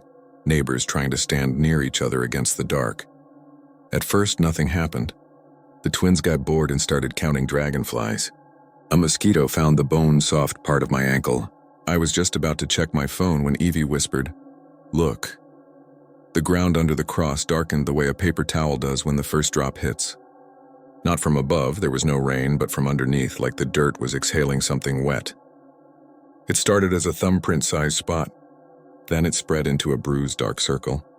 It was subtle. If you blinked, you'd miss the moment it went from dry to damp. But once you saw it, you couldn't unsee it. The circle widened slowly, carefully, until it touched the base of the cross and lifted a smear of mud like icing. People edged closer. The pastor kept his voice steady. I heard Miss Ramona's water bottles clink against each other. Sheriff Boland said, "Back up now." But he didn't move either. "Is it iron?" someone asked. "It's iron, right?" "Smell it," someone else said. And then, as if we'd rehearsed this, the circle of us leaned in a little. It did smell metallic, but not like a penny. It smelled like rain in a garage. It smelled like the first time you open a toolbox. If there was another smell in it, it was faint. A breath of moss from someplace colder than here. Caleb crouched and put the tip of his finger in it. He rubbed thumb to finger like he was testing oil off a dipstick. "It's slick," he said. "Not greasy, like..." He trailed off, face unreadable. "Like what?" Evie asked. He stood up. "Like water that ain't water." Evie shot me a look that said, "Do not make a joke." I didn't. We watched the circle expand to the very edge of the ditch and stop, as if it knew the boundary of the place. Then it started to pull back, just a hair, like a breath returning to the lungs. The pastor, who had been warming up to a finish, stumbled over his last sentence and rushed, "Amen." People looked at each other with that jittery, ashamed feeling you get after a jump scare. Miss Ramona started handing out water without asking if anyone wanted it. The teenagers had stopped joking. One of them was biting the inside of his cheek hard enough to make a ridge. Aunt Luann's rosary clicked. "Every year," Evie said. "Every damn year. But this time it's earlier." "What do you mean?" I asked. "It used to do it after dark, right at 9. I remember because we'd be counting with a flashlight. It's only just 8 now." Caleb glanced at the sky. "Barometer fell around sunset," he said. "But there's no storm system." "That ain't right either." I looked at Mr. Hurley, still across the ditch. He hadn't moved. He was staring at the cross like a man at a chessboard that finally makes sense. "Mr. Hurley," I called softly. "You okay?" He didn't answer me. He said to the air conversationally, "They used the wrong timber." Then he turned away and started back down the path the way he'd come, cane tapping a loose, angry rhythm. People dispersed. The pastor shook hands too vigorously. Sheriff Boland told us all to go home, then lingered. Evie strapped the twins back into their seats. Caleb and I stood by the cross and watched the ground. It had returned to dry in a way that wasn't dry, like a secret door that was shut but still there. "I want to come back later," I heard myself say. Caleb nodded like he'd been waiting for me to say it. "Bring a light," he said, "and boots. And your rope." I got the other end. After I dropped Mom at home and promised I'd be careful, I met Caleb at the feed store at 10. Evie texted that the twins finally slept and that she'd kill me if I died. I told her I'd try not to. We drove the short distance with our headlights off for most of it, not for any real reason, just because it felt like the night asked us to be quiet. The moon was barely a sliver. The world smelled like algae and warm plastic. At the cross, no one else was there. The road had the lonely look roads get when they forget people exist. Crickets were practicing something repetitive in the ditch. We set our lights down, pointed away from the cross to keep the glare off, and sat on our heels. "You ever hear anything different about the flood?" Caleb asked after we'd been there long enough to start swatting at gnats. "Different how?" "Like something got done wrong that night." "My dad would never talk about it," I said. He'd say, "What's the point of digging for blame when the ground's already full?" Caleb snorted softly. "Sounds like your dad." Mine said the company stocked cheap timber, because it was supposed to be a quick dig and then out. But the water found the soft place. It always does. We settled into a silence that felt less like a pause and more like we were waiting our turn. Around 11, the ground under the cross darkened again. It was slower than before. The first time it felt like some timer went off. This felt like a thing listening, deciding. The circle spread, stopped, returned, spread again. It pulsed if a ground can pulse. I realized I could hear water that wasn't there. Not running exactly, but a far-off movement. Like what you hear when you put your ear to a rental house wall and the neighbor takes a shower. The hairs on my arms lifted. You hear that? I whispered. Yeah, Caleb said. But it ain't from the road. We leaned and listened. It seemed to come from the church side, or no, from the cemetery beyond the church, or no, from under my feet. Every time I tried to lock onto it, it slipped a few inches left or right. Our lights flickered at the edges in a way that wasn't the batteries. I felt colder than the night had any right to be. I took one slow step toward the cross, then another. When I was close enough to touch it, I knelt and did what Caleb had done earlier. I put a finger in the wet. It wasn't sticky. It wasn't warm. It was the same temperature as my skin, which made it feel like not water even more. I lifted my finger to my nose. The smell was faint now, and under it I caught something else, old wood. The smell of a barn that's gone gray. Before I could analyze that any further, someone said, "Don't do that." The voice came from behind us, from the dark. Caleb and I spun so fast our lights clacked together. Mr. Hurley stood at the edge of our beam. Seeing him at night like that was like stumbling on a tree you thought you knew, and finding it taller. He had the same paint bucket posture as always. Like sitting anywhere else would be a waste of time. He wore a jacket too big for the heat. "You'll mark you," he said. "What?" I asked. "You touch it, it knows you." I didn't. I started, then stopped. My finger was still damp. I wiped it on my jeans, a stupid reflex. He watched me do it without comment. "What is it?" Caleb asked, not bothering with "How are you?" or "Why are you here?" Mr. Hurley moved closer to the cross than anyone had all day. He didn't kneel. He didn't reach. He kept his hands on the head of his cane like he was holding the lid on a pot. "It ain't blood," he said. "If that's what you're thinking." "We heard it wasn't blood," I said. "They tested it." He nodded, face turning toward me like a fish in low water. "But you're thinking it anyway," he said. "You know why?" "Why?" Caleb asked. When I didn't. "Because nobody likes to say what else it could be," he said. And I swear there was a little satisfaction in the way he made us wait for the next sentence. "It's a leak," he said. "Just not the kind you call a plumber for." "A leak from where?" I asked, even though I already hated the answer I imagined. "From where they left them," he said. We were quiet long enough for a moth to make 3 wrong decisions about our lights. "They didn't leave nobody," Caleb said gently. "They couldn't get to them. The water, they left them," he said, as if correcting a child's grammar. Company man said keep back. Sheriff agreed. Pastor agreed. Said the ground was unstable like a sick horse. Said they'd collapse the whole county if they tried. That was fine talk for a porch, not a flood. But that's what they went with. "You were there?" I asked. "I was under," he said. "Not way under, but under. On the second level, where the air was mean. We'd been arguing about the timber for a month. It wasn't right. You could smell a question in it, and if you've ever worked in wood, you know what I mean. It had a bend where it should have had a backbone. The day before, I told the foreman we needed to stop and patch. He laughed and asked if I planned to line the whole shaft in gold. Then the rain came and said enough talking. "What happened to you?" I asked. "How'd you get out?" His mouth went tight. "I'm here, ain't I?" he said. "Somebody else ain't." He looked at the cross like it had spoken, and he was being polite enough to let it finish. There were 12 below me. They banged on the pipe when water came. That's how we talked, see? Pipes and knocks. The knock stopped too fast. He turned then, unexpectedly fast for an old man, and pointed his cane not at the cross but at the narrow band of trees behind it.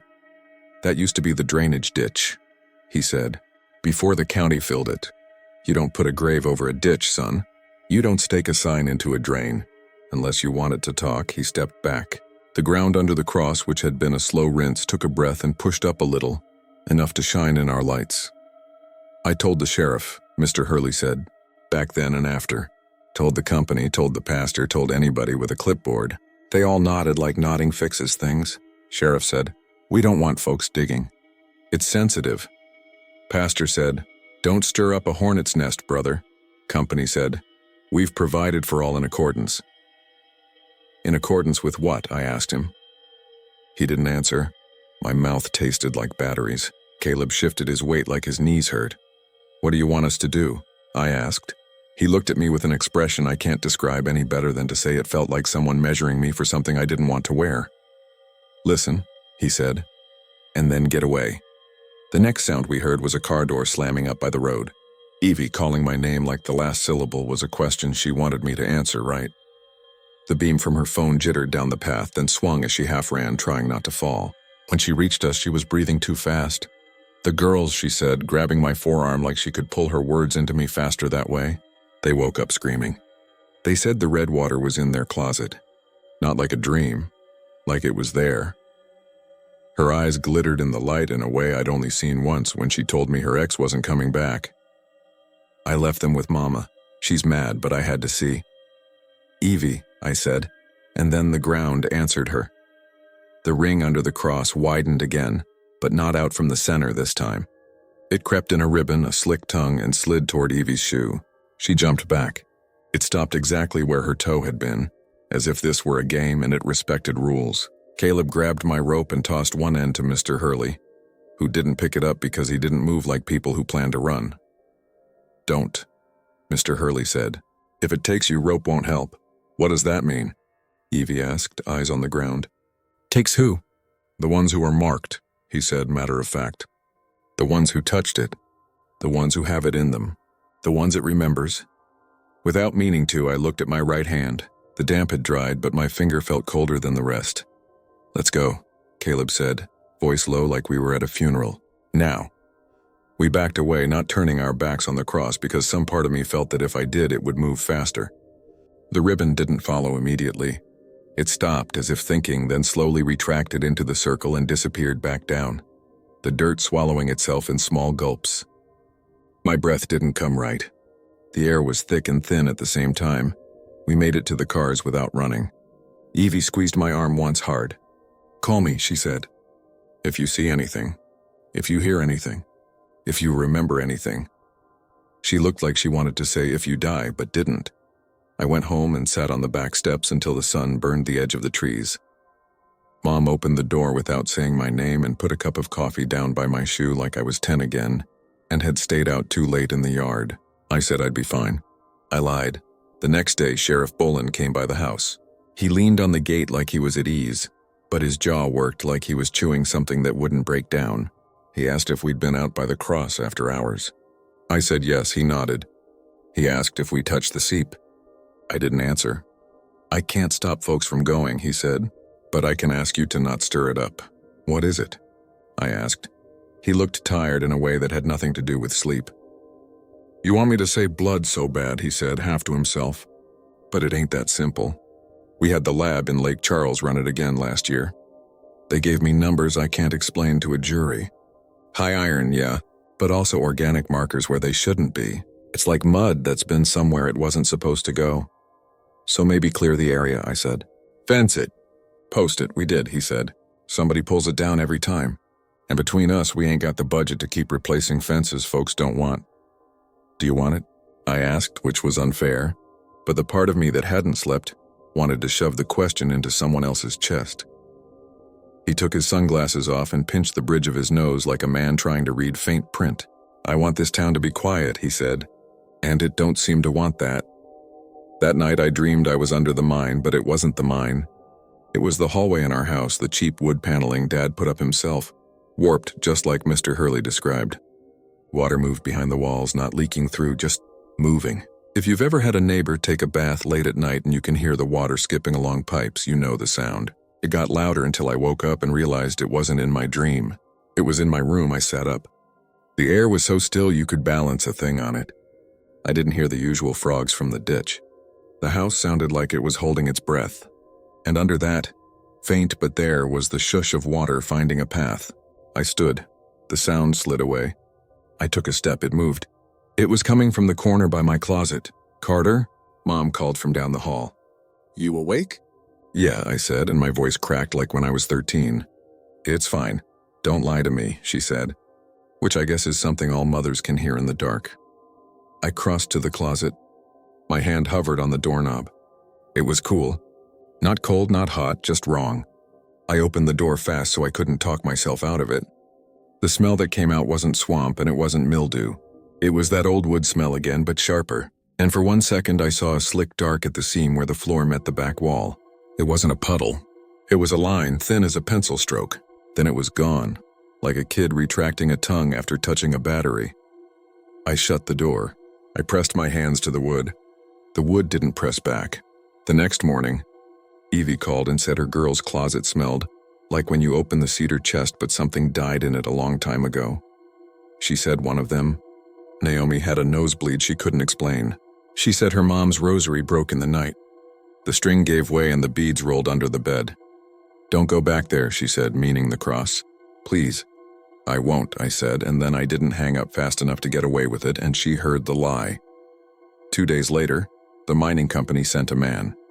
He knocked on doors near the church wearing a shirt with the Picardy Minerals logo and a face that looked like it had practiced being neutral. He said they were going to stabilize the site, which is a phrase that manages to sound helpful and meaningless at the same time. He said they would bring in some equipment, nothing intrusive. He said they respected our community and our history. Someone asked him if they respected the dead. He said, of course, and didn't write anything down. They brought a backhoe and a truck with a tank and hoses.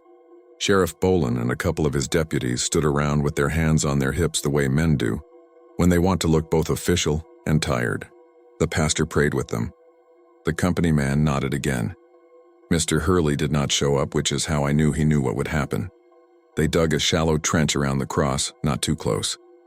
The company man said the word containment a lot, like saying it would make the ground agree.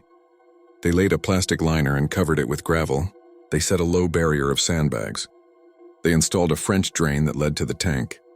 The backhoe beeped like it was backing away from its own guilt. For 2 days, nothing happened. The tank sat under the sun like a promise. People relaxed. Miss Ramona told the gas station regulars that science had finally fixed the old wives' tale. The pastor planned a Thanksgiving potluck in advance, just because people like something to plan for. The dogs went quiet again. On the 3rd day, the red seep didn't come up under the cross. It came up 20 feet away under the company truck. It soaked into the gravel as if gravel was just a different kind of cloth. By the time anyone noticed, it had already made a ring around the back tire. The tire settled, the truck listing like a boat. The company man put his hands on his waist and did not say the word containment. It's moving, I said out loud to no one. It's coming where it's not welcome. That night, I dreamed the hallway again and the water moved behind the wall again. And then the wall opened in a place where there had never been a door. And I saw not a room, not a shaft, but a slope, gentle, like the bank of a creek that would be pleasant if there weren't 12 hard hats lined up at the edge. Each one turned upside down, each one full of that knot water, gently lapping at the brim. I asked Mom if we could stay at Evie's for a couple nights. She said yes too fast. We packed like we were going for a weekend and not escaping a house. The air felt crowded with something we couldn't see. The last time I went back to the cross was because Mr. Hurley asked me to. He called my cell, which he had never had to begin with, and said, "We're going to get some things right while the ground's listening." He was there with a shovel and a sledge and a metal detector that looked older than I am. He asked me to bring rope and a headlamp and a hammer. Caleb came too. Sheriff Boland didn't, or maybe he just didn't stop us. The company truck was gone. The tank was gone. The sandbags had slid a little like they'd given up. "What are we doing?" I asked. "Looking," Mr. Hurley said, "for what they left to talk through." We walked the narrow band of trees behind the cross. At first, all we saw were beer cans and a pair of flip-flops and a snakeskin intact like a piece of irrigation hose. Then the metal detector coughed. We dug. We found an old pipe, the end capped. Mr. Hurley tapped it with the sledge and it made a sound that wasn't hollow and wasn't solid. He smiled, a scary thin smile that made me think of widows and hurricanes. "Knocked on this pipe because we couldn't hear each other outright," he said. "Pipes carry voices where air won't."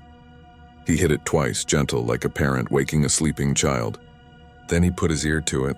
"I won't," he said softly. I won't." He took his head away. "Still talking," he told us. "Still asking. What are they asking?" I asked like an idiot. He didn't answer. He took the cap off the pipe. The smell that came out wasn't rot and it wasn't iron. It was that cold old wood again, and under it, something like a room where everyone breathes at once at the exact same second. The ground under the cross darkened like a yes. The red seep came up steady now, a confident pour. It ignored the trench, the liner, the drain. It made a slow path toward Mr. Hurley's shoes. "Back," Caleb said, grabbing his arm. "Please." Mr. Hurley shook him off, gentle but certain. "I'll go when it lets me," he said, which was not a sentence I wanted to learn. It didn't take him, not then. It thickened around his boots and then pulled back, like a dog sniffing and deciding to accept the hand. He put the cap on the pipe, screwed it tight, patted the metal like a shoulder. We filled in the hole. It felt like putting books back on a shelf out of order because you're too tired to care. "We ain't fixing nothing," he said as we wiped our hands on our jeans. "But we're doing what we can do." "What can we do?" I asked, not hiding how small I felt. "Live with it," he said. "Some places you fix. Some places you live with. That should be the end. It would be better if that were the end. But the end is the part that still sits up when I try to sleep." The last week of September, Evie called me from the ER. She works there, so that alone wouldn't have meant anything. But she said, "Come now." And I heard something in her voice that grabbed my spine. Naomi had fallen asleep on the carpet by her closet door after insisting that her bed was too loud. When Evie picked her up to move her, the carpet was damp under her cheek. Not soaked, not even really wet, just damp. Evie could have told herself it was a spilled cup if it weren't the color it was. She said it looked like someone watered the carpet with weak tea. She touched it with 2 fingers and then wiped her hand on her scrubs like someone had thrown a spider at her. By the time they got to the ER, the damp had faded. The lab tech made a face about residual something on the swab but didn't commit. Naomi was fine, pink and sulky in the way kids are after adults make a big deal of nothing. Evie's mom told her she was being dramatic, that she needed sleep. Evie told the night nurse she wasn't crazy. The night nurse said, "Nobody said you were." I drove home from the hospital at 2 a.m. The road was empty. The cross was a pale smudge in my peripheral vision, but I didn't look at it straight on. When I turned onto our street, I saw water, real water running along the curb. I sat up straighter, thinking a pipe had burst. I pulled over and put my hand in it out of habit. It was regular water, cool, clean. It tasted like chlorine when I flicked a drop onto my tongue. I got out and followed it uphill, which is not how water works. It led me to our yard, across the dead patches where Dad's hose used to arc in the evenings, up to the porch steps, then stopped. There was no source, just a line of water that began where a person would step and ended where a person would decide not to. I went inside. The house held itself quiet. Mom's door was closed. My room smelled like wood, cold and old. I stood in the doorway of my closet. I half expected to see the thin line again. There was nothing. I laughed at myself the way you do when your hands shake and you don't want to admit why. In the morning, my boots were damp. I had left them by the back door and they should have been dry, but they weren't. I picked one up. The damp was not in the boot. It was under it. A perfect circle, dark on the gray painted floor the size of the heel, like something had come up through the wood to meet it. We moved to Evie's that day. Mom didn't argue. Caleb helped me carry the boxes I hadn't finished packing. He didn't say much. He didn't look at the floor. The house sold fast to a couple from Lake Charles who wanted a weekend place to get away. I didn't tell them anything. I'm not proud of that. I told myself you can't sell a house on a story. You can't fix a story with a disclosure. But I still think about them when it rains, even though rain isn't the point. I live in Lafayette now. I work for a construction company that mostly does kitchens. I measure things. I order cabinets. I keep a calendar and show up on time and do what I say I will. I drink community coffee like my dad. I don't talk about Dry Creek unless someone else tells a story first. But every September, there's one day when my closet smells like old wood. Not for long. Just long enough to make me stop what I'm doing and listen. Sometimes if I have my hand on the wall without thinking, steadying myself to tie a shoe, leaning to reach the top shelf, I feel the faintest vibration, like distant traffic under a bridge. Water moving where it doesn't belong, asking something I can't answer, waiting, polite but persistent in a way that teaches you patience you didn't want. If you go to Dry Creek on September 12th, you'll still find that white cross. The company's drain is gone now. The pastor's prayer circle still happens, smaller each year. The dogs bark some nights and not others. The ground will do what it does, slow and sure, not for cameras, but for itself. You'll smell something you know and something you don't. If you're smart, you won't touch it. And maybe this is the part I shouldn't write, but I'm going to because I would rather someone call me a liar than have them be surprised. Sometimes if you go on a day that isn't the 12th, you'll still find the ground damp under the cross. Just a fingertip's worth. Not every time. Not for everyone. But for some people it notices. I don't know what makes it choose. I do know what Mr. Hurley told me the last time I saw him. Sitting outside the feed store, can leaned against his knee. The unfixable afternoon walking by around us, he said, "You don't get rid of a leak by painting the wall. You find the line and you follow it." He tapped his temple with one knuckle. Sometimes that line runs through you. I didn't sleep that night or the next. Writing this down hasn't helped. But here's the truth the stories never say because it doesn't make good television. It's not about whether it's blood. It's about what's allowed to keep moving when people stop. It's about the way some promises we never made still expect us to keep them. It's about a place that remembers and how remembering is not always merciful. If you go, don't touch the ground. And if you already did, I hope you're the kind of person who knows when to listen and when to get away. I wasn't. I'm trying to learn. In the mornings, when the house is quiet, I practice not listening to water that isn't there. Some days it works. Most days, I can't tell if I'm getting better at ignoring it or if it's getting better at waiting. Either way, September's coming. It always does.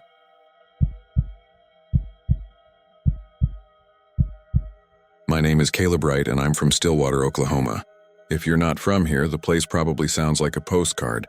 College town, orange on Saturdays, winds that smell like wheat and dust. We've got Boomer Lake, the strip on Washington, and more church bells than you'd expect for a city our size. It's the kind of town where everybody knows a shortcut and most people know your mom. This happened in 2019, when I was 29, renting the second floor of a creaky duplex near 9th and Husband with my best friend, Jared. I worked maintenance for an apartment complex. Jared bounced between bartending and substitute teaching, depending on how long he could tolerate people. My older sister, Erin, lived across town with her husband and little boy. We saw each other most Sundays, usually after church, even though I only went because I liked the routine of it. There's a little cemetery just outside city limits off a rutted county road that looks like it's trying to return to pasture. Not the big one with manicured lawn and granite benches, this is the other one. No sign. No fence half the time because the posts keep rotting. Just a slope of land with scrub blackjack oaks and headstones so thin they look like they'd shatter if you breathed on them. People call it Downing Cemetery or Dead Twin Hill depending on who's telling it. If you've heard the second name, you already know where this is going. If you haven't, I'll save you the whispered versions and tell you what I saw. The first time I heard about the twin graves, I was a kid. Our neighbor, Mr. Baird, used to read the paper in his driveway and tell me stories if I brought him his mail. He said he'd seen something that looked like two shadows playing tag where there wasn't any light when he was 18 and parked out there with his girlfriend. He swore he never went back, and if you said, "Prove it," he'd open his glove box and show you a folded Polaroid of a dirt road with two blurred spots that could have been anything. At 8 years old, that was enough for me to stay away. When you get older, you start mistaking warnings for invitations. It was October, and the cottonwoods along the creek were that pale yellow that seems to glow at sundown. Jared had a week off between sub-gigs, and a bartender friend had let him bring home a half case of expired canned beer. He tossed me one and asked if I wanted to go see if the twins want a drink. I told him the story. Again, the way I'd heard it. Two identical stones. No names, only a date carved into both, 1913.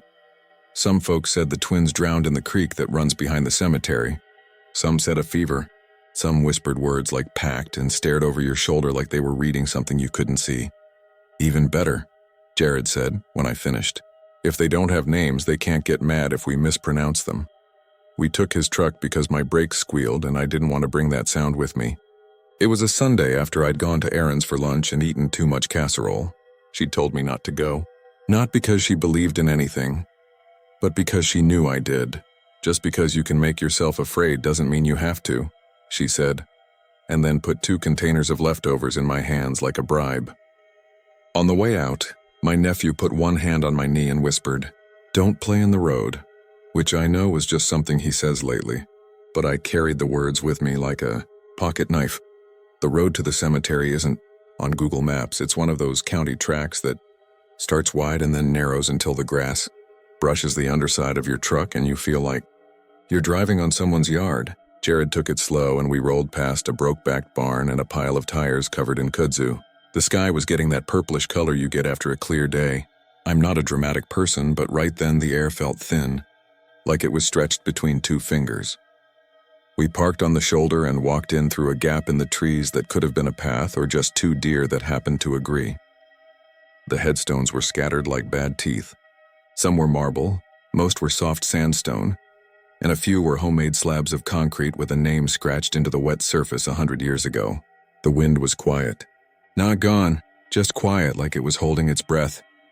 "You sure we're allowed?" Jared said, even though the whole point was that it was a place you went at dusk to dare whatever was left to show itself. I told him yeah, and stepped over a fallen limb. On the far side of the slope, two markers stood shoulder to shoulder. About 3 feet high, same tilt, edges rounded by weather. I didn't have to get close to know those were the ones. It wasn't that they looked special.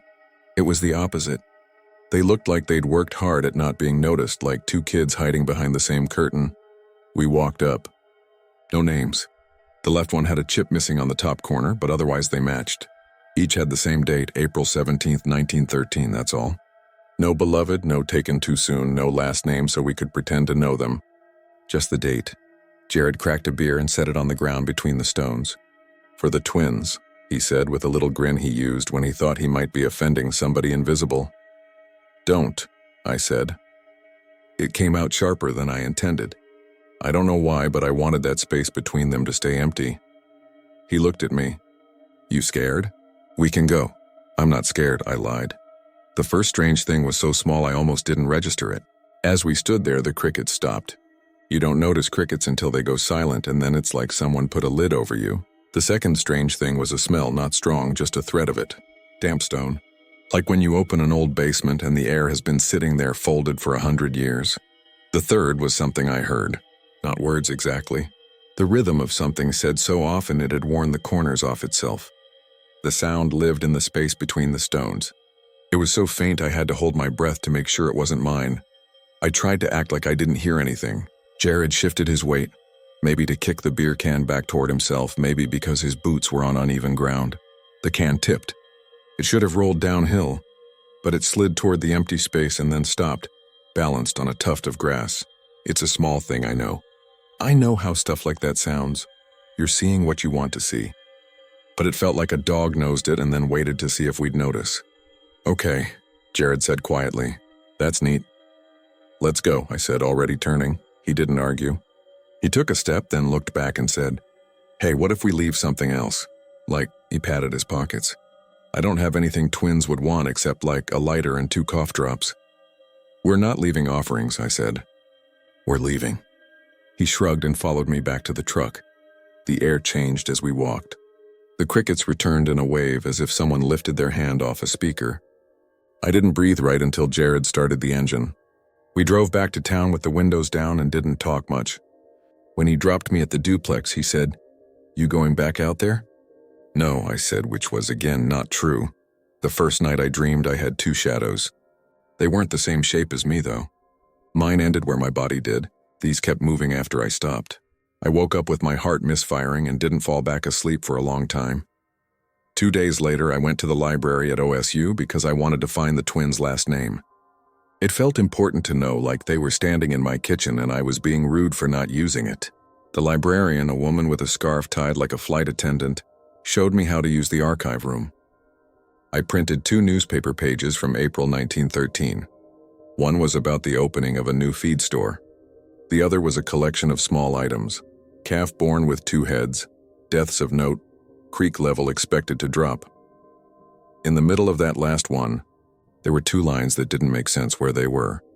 2 infants laid to rest on the hill off County Road 68. Names withheld at the request of the family. No last name. No first name. 2 infants. That was not the story I'd grown up with. I don't know why that word frightened me more than twins. Maybe because it widened the age gap between me and whatever was in the ground. Babies are not the kind of ghosts you make jokes about. I showed Jared the article. He made a face like he didn't like the taste of the word infants either, but he said, "It was 100 years ago. People wrote stuff different. Maybe twins just got lumped in as infants. Erin called that night to ask if I would come over Saturday and help her husband put up a new ceiling fan. While we were on the phone, I heard her cutting paper with those scissors every mom owns that never get dull. When I told her where we went, she went quiet. "You know it's not good for you," she said finally. "What's not good for me?" "Making a home for something like that. You bring it back and there's no room for anything else." "I'm just curious," I said, and it sounded thin and wrong even to me. "Promise me you won't go alone." "I won't," I said. Third lie. On Thursday, I got off work early because a pipe in a vacant unit had burst and I'd been there all night with a shop vac and a dehumidifier that sounded like it ate steel wool for breakfast. I lay on the couch and stared at the ceiling until the quiet started feeling loud again. There's a part of me that likes to touch the stove twice to make sure it's hot. I grabbed my keys without telling Jared and drove out County Road 68. It rained a little while I was on Highway 51, the kind that makes a line in the dust and then disappears like a pen that runs out of ink. By the time I reached the track to the cemetery, the puddles were shallow and dark. I parked in the same place and walked in without bothering to pretend I was just there to look around. The light was softer than Sunday, cloud-filtered. A hawk spun circles above the far field. I felt calmer than I expected. Then I saw the beer can. It was upright between the stones like somebody had set it there with 2 fingers pushing down. It had rained. The can should have filled or blown over, but it wasn't just upright. It had a neat ring of dry around its base, as if the ground refused water there. On the stone to the left, something small glinted. A dime. I don't know why that rattled me so much. Coins on graves is a military thing, not this. I hadn't left it. Jared hadn't left it. And yet there it was, like a child tipping a toy into your palm to show you it can carry. I picked up the dime. It was warm, even though the air wasn't, and for a second it stuck to my skin. The date on it was 2013. 100 years off. I put it back where I found it. "Okay," I said out loud, feeling ridiculous and also like I was being rude if I didn't speak. "I don't know your names. I'm sorry for that. I just wanted to make sure somebody remembered you." The wind moved through the blackjack leaves. It wasn't a gust. It was more like the breath of someone coming close enough to see your face. I felt pressure on my right sleeve like a little hand testing fabric. You can tell yourself a lot of things in daylight, but there are touches that don't belong to weather. I didn't run. I got that much right. I backed away, slow, and then I turned and walked out to my truck fast enough to look like a person who needs the bathroom, but is trying to be polite about it. When I got home, I scrubbed my arms like I'd rubbed against poison ivy. The house smelled like nothing, and that helped. I sat on my bed and told the empty room, I hear you, and I'm not coming back." I wish I could say that mattered. It didn't. 2 nights later, I was on the back porch with Jared, swatting mosquitoes and laughing at a video of a raccoon stealing a doormat. He said, "You hear that?" I hadn't until he said something. A kid's voice, faint somewhere out past the alley. Not a baby, older. The sing-song you use when you invent a rule in a game. I couldn't make out the words at first. Then I could. Not it, not it, not it, over and over, a little breathless. We stood up like somebody tugged strings on us. Jared said, "There aren't any kids on this block." "There's the Holloways," I said. "They moved in August." The voice stopped. The insects kept singing. We looked at each other and then we both said no and nope and sat down again like we could sit on the moment and flatten it into a dream we'd tell later. The next day, my nephew drew a picture at Erin's house and handed it to me. 2 tall rectangles with little hats and dots for eyes holding a circle between them. I said, "What's this?" And he said, very pleased with himself, "They got me." And then laughed and said, "Not it," and Erin told him not to run in the kitchen. I put the picture in my truck and drove home like a stolen thing was in the passenger seat. I didn't go back to the cemetery. I tried to prove I wasn't thinking about it. Work, gym, church, errands. I could go half a day without remembering the warm dime. Then I'd be walking across a parking lot and my shadow would split around a post and for a second my stomach would drop, because I'd think I saw 2 of me. I stopped sleeping all the way through the night. I kept waking at 3:17, which isn't 1913, but it's close enough that your tired brain starts doing math and finding patterns because they're easier than nothing. One afternoon, I was replacing a threshold at one of the apartments and found 2 small footprints in the dust behind the doorstop. Bare feet. They were too small for any tenant I knew. That should have been shrug it off stuff. I couldn't shrug it off anymore. I called the pastor at my church. He's not the everything is demons kind of pastor. He's practical, soft-spoken, wears old shirts you could iron forever and they'd still wrinkle at the cuffs. I told him I'd been to a cemetery and I'd got into something I don't know how to get out of. He didn't laugh. He didn't tell me to stop being superstitious. He said, "You went alone after you told someone you wouldn't, didn't you?" And when I didn't answer, he said, "Don't be mad at yourself, come by. We'll pray and I'll give you something to take home." At his office, he listened, then handed me a small bottle of oil. He said, "It's just olive oil with prayer over it. It won't fix something that doesn't want to be fixed, but it might help you mark your doors. It's not magic. It's just a way of telling your house who it belongs to." That night, I put a thumbprint of oil on each doorframe in the duplex. Jared watched and didn't make a joke. He asked if I wanted him to do his room too. I said yes. We said the kind of prayer two men say in a kitchen with a flickering light.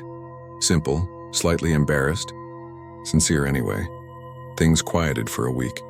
Then the power went out in a windstorm, and I had to go out to the alley to check the breaker box because our landlord is the kind of man who thinks emergencies are training opportunities. The sky was a fast-moving bruise. I held my phone light between my teeth while I opened the rusty panel and flipped switches that didn't care about my house. Behind me, the alley was a flat black tunnel bracketed by fences. I heard a child run. You know that sound. Short feet, fast steps, not careful because someone else is chasing. It came from the left. I turned and a small shape flitted through the edge of my light and stopped just inside the circle, where the cone of light fades into nothing. I couldn't see a face, only knees, a hem of something pale, bare feet chalked with dust. Another set of steps stopped to my right. I felt the night pull tight. "I'm not playing," I said. Because sometimes your mouth talks like you're on a playground before your brain can say anything wiser. A voice like wind and whisper said, "Not it." Right by my ear, a mimic of the laugh my nephew makes when he dives behind the couch. I closed the breaker box and walked backward toward the yard gate, bone-level certain that if I turned my back and ran, I'd get tripped. My hand found the latch.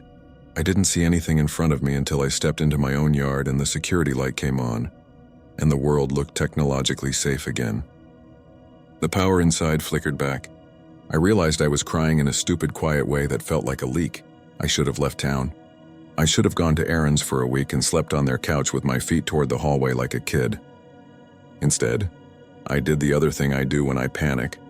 I went back to the beginning to try to make a different choice.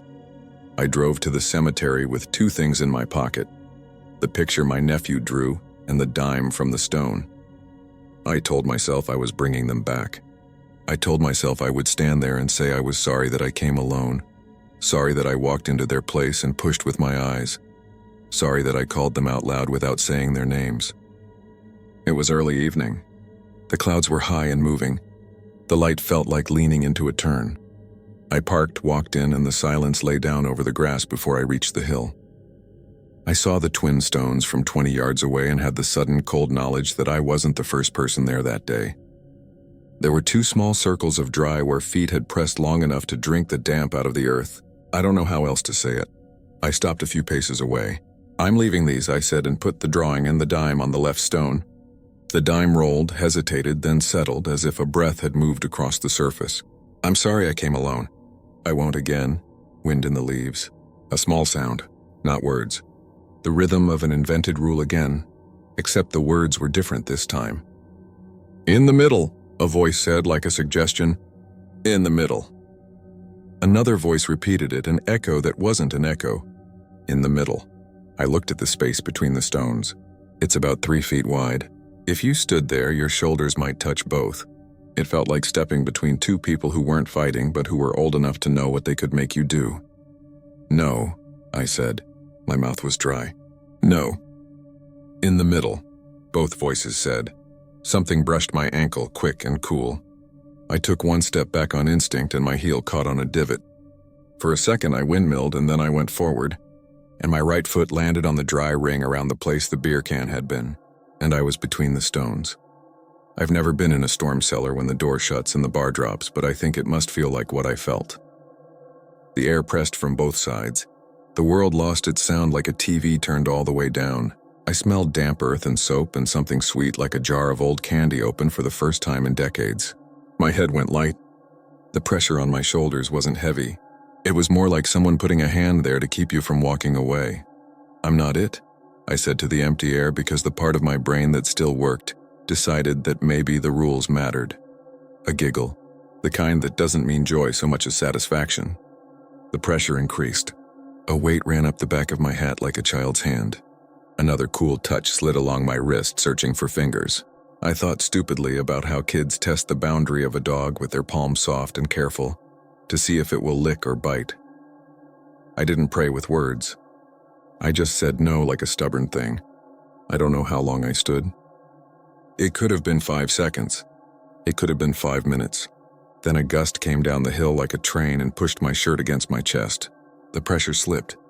I stepped backward hard and then again, and then I wasn't in the middle anymore. I kept walking until I hit the scrub oak and turned and put my back against it like I was hiding the way kids hide. Badly, but with conviction. The space between the stones looked empty again. I waited until my legs stopped shaking, and then I walked down the hill, one step at a time like a man learning how to stand. I didn't tell Jared the whole thing. I told him enough, and he offered to move. And I said no because moving has never saved anybody from what they carry. Erin found out anyway. She came over, hugged me, and then held the little bottle of oil and said, "Where?" And I watched her put a thumbprint over the doorway like a blessing you learn in muscle memory. For a while, it was better. The house held. The night noises went back to being possums and wind. I slept until my alarm. We got new tenants with a baby. And when I fixed their garbage disposal, the baby grabbed my finger and squeezed with that greedy strength little hands have. I wanted to cry with relief because the touch was so life-heavy and complicated. It wasn't a test. It was a demand. It would be nice if that were the end. And then life returned to normal. I could say that and you could nod and think, what a weird patch, and we could both move on. But about once a month, less now but still, something small happens and I have to decide whether it's nothing or a reminder. Once, I was at Boomer Lake, walking the path at dusk, and 2 sets of steps fell in with mine for 3 paces and then peeled off. I stopped. A kid on a bike rode past and didn't glance at the empty air between me and the water. Another time, I dropped my keys in the parking lot at the grocery store and 2 coins fell with them, side by side, not from my pocket. Both were 2013 dimes. I left them there, because leaving things where they are is a practice you have to learn. Last week, Erin texted me a photo of my nephew's school Halloween craft. 2 paper headstones glued onto a hill cut from construction paper. No names. Just the date, 1913, carefully written in his bubble letters because the teacher told them to put a fancy date. I asked her if the teacher picked that year. She said, no, kids wrote whatever. He asked me how to write 1913 last month. I thought he saw it in a book. I wanted to drive over and throw the paper in the fireplace. Instead, I asked if I could hang it on my fridge. She said yes. It's up there now, held by a magnet shaped like a cow. And every time I get milk, I see it and tell myself dates are just numbers until you give them a job. People ask, when they tell this story back to me, because that happens here. Stories making a second circle through town. If I ever figured out what happened in 1913, I could say I did. There's a part of me that wants to give you an answer. Fever, drowning, something awful that makes sense because we've seen it before. The truth is that the truth is small, printed in that line in the paper and in the 2 stones cut to match. 2 infants laid to rest, that's all. Everything else is the noise we make around silence to feel better. I don't go back to the hill. You shouldn't either. I'm not saying that because I think you'll be dragged into a grave by little hands. I'm saying it because there are places that still belong to someone, even if they're dirt and rock and wind now, and when you step there, you make a promise you don't hear yourself make. If you already went, if you stood between them and felt the world tilt, if your power goes out and you hear quick feet in the alley, here's what I know. Say no. Not loud, not angry, just like you're stating a rule at your kitchen table. Put your thumb on your door frames. Put the baby picture on the fridge so you remember that hands can pull you in and they can pull you out. Don't bring coins. Don't bring nicknames. Don't bring friends who think jokes are protection. One more thing. This is small. Today at lunch, I was eating in my truck outside the hardware store. Window down, radio low. I felt that brief shift of air you feel when someone small runs past your open door. I looked. There wasn't anybody there. But when I set my drink back in the cup holder, the condensation had made 2 dry circles under the straw, side by side, just touching, the way kids do when they don't want to be separated even by you. I wiped them up with a napkin, and then I folded the napkin and put it in the trash, and I drove back to work like a man with a job and a list. When the wind came up across the prairie that afternoon, it moved through the grass like a game you can remember but can't teach. I kept my eyes on the road. The town rose ahead of me, church steeples and power lines and the stadium lights from campus not yet turned on. I measured distance by dates I can point to. The year I was born, the year Aaron left for college, the year the drifter died who used to sit outside the gas station on 6th and tell kids not to play at dusk. If you want a final piece of advice, it's this: don't stand in the middle when something tells you to stand in the middle. Not at a party, not in a fight, not on a hill with 2 old stones that have learned how to lean. Some games start because somebody says you're it and you don't know how to say I'm not. Learn how to say it. Say it until it sounds like your own name. And if you ever find yourself on that road at dusk and you see the slope and the speckled trunks and the 2 markers like knees under a sheet, keep driving. Don't stop. Don't pull over to see if there's a beer can or a warm dime. Don't check the space between them to prove to yourself there's nothing there. There's always something there.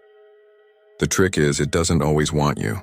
But if it does, and it calls you by the place you fit best, step backward and let the wind be the one that moves you.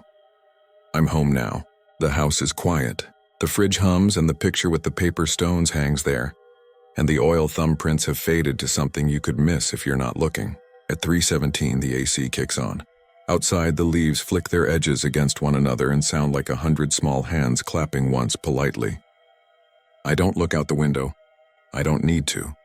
I don't have names to say goodnight to, and I don't have anything else to give them and whatever they wanted in the middle. It wasn't me. Not fully. I intend to keep it that way, if I can.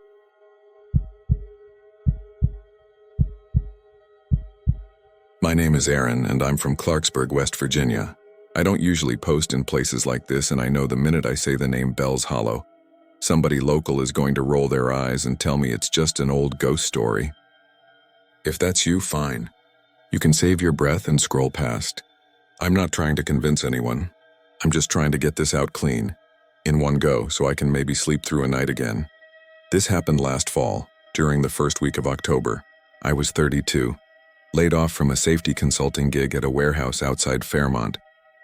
I'd been putting off clearing out my grandfather's trailer ever since he passed in July, and the rent on the lot was stacking up.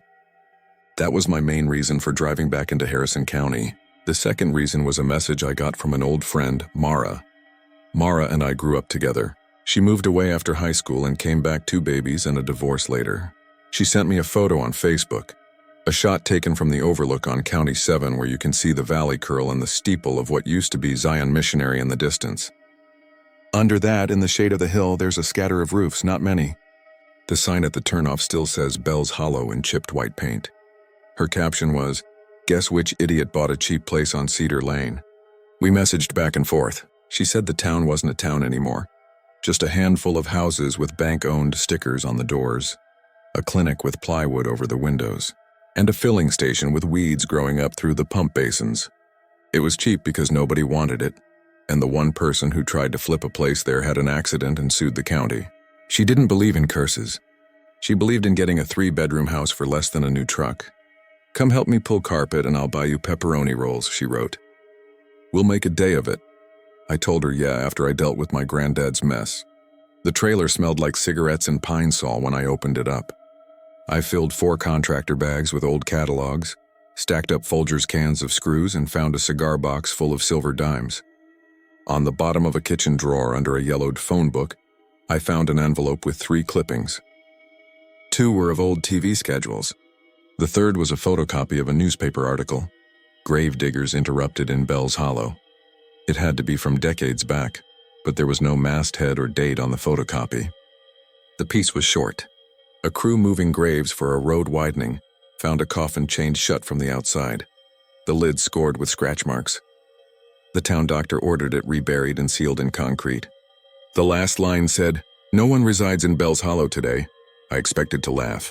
It read like one of those bits people put in chain emails around Halloween. But I remembered Mara's photo and the blank, bleached feel of those empty roofs, and I didn't laugh. I put the clipping in my wallet without really thinking about it. Like sticking a note in your pocket so you don't forget milk. On Wednesday, I drove to Bell's Hollow.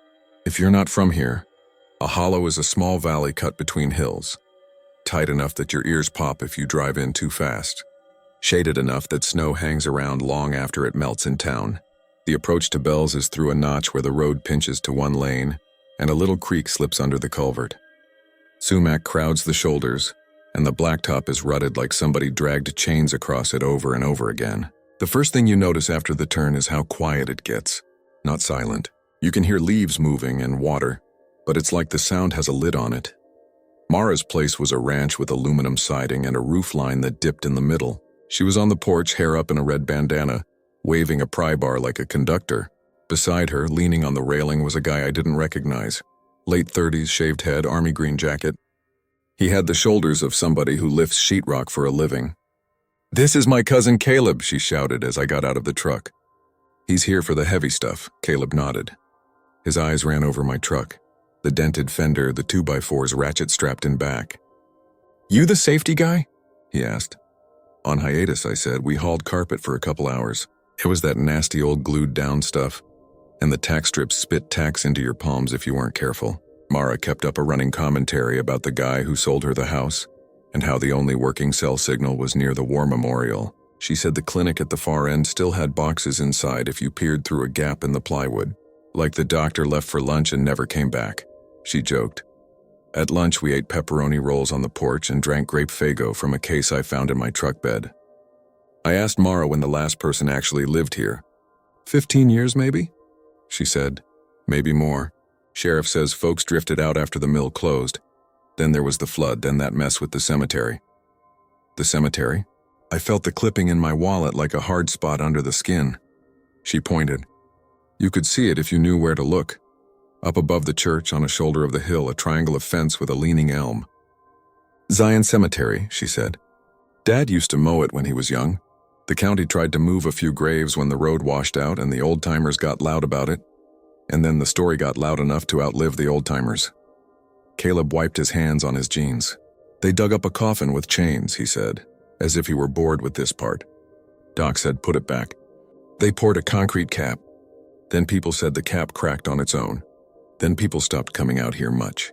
That's the firehouse version. The VFW version has bells and Morse code and a body count." He squinted at me. "You spooked?" "No," I said. "Curious." We worked until the light got that late afternoon gold that makes every leaf look like brass.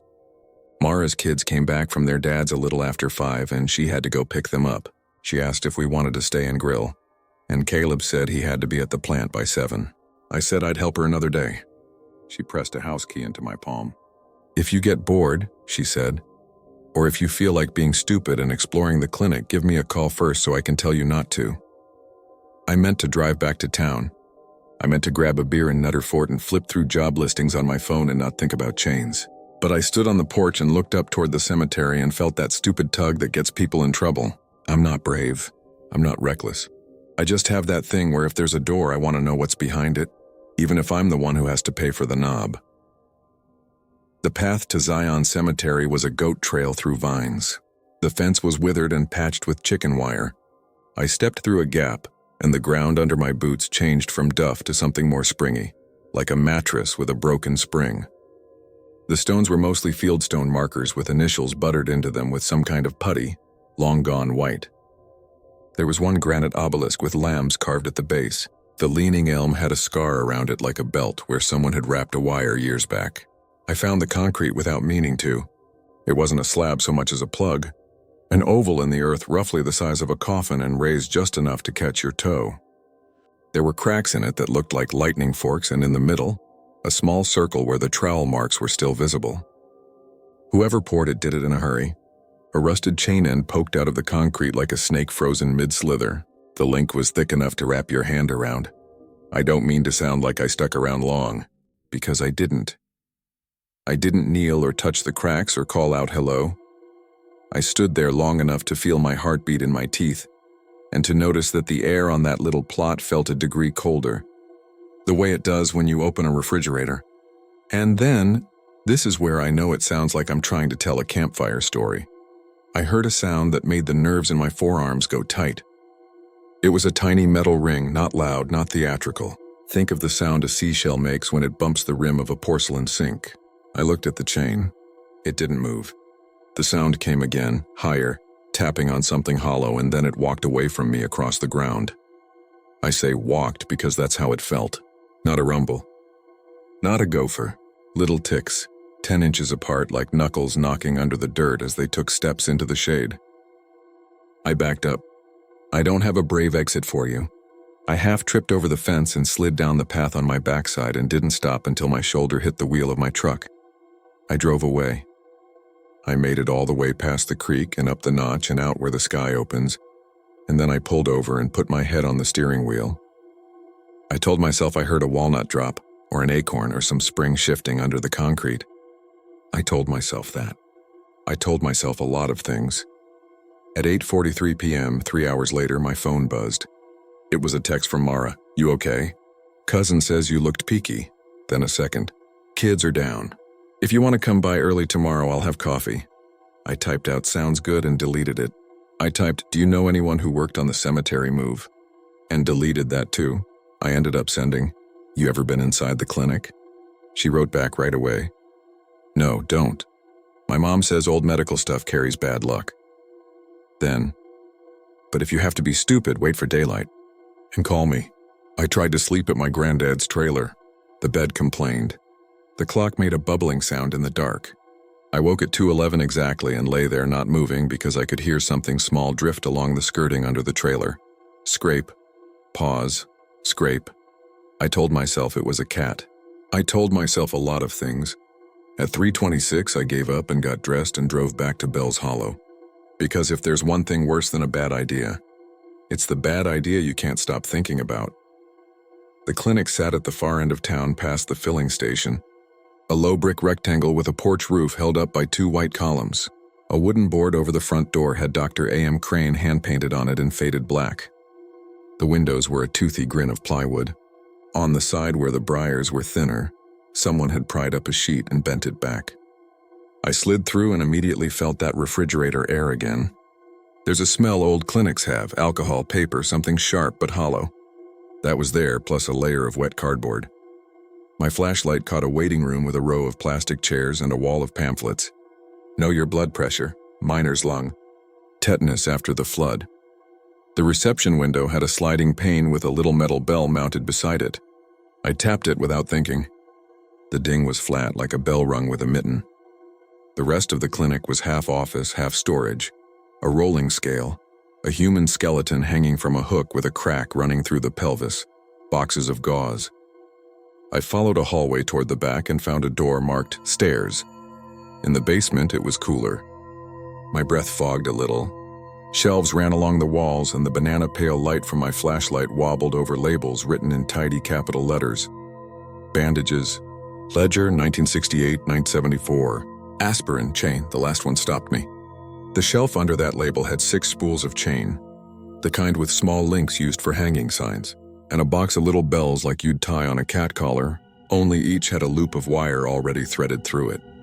Next to that was a wooden board with 3 metal stethoscopes screwed to it, each with its tubing running into a hole drilled through the basement wall. The tubing disappeared into the concrete.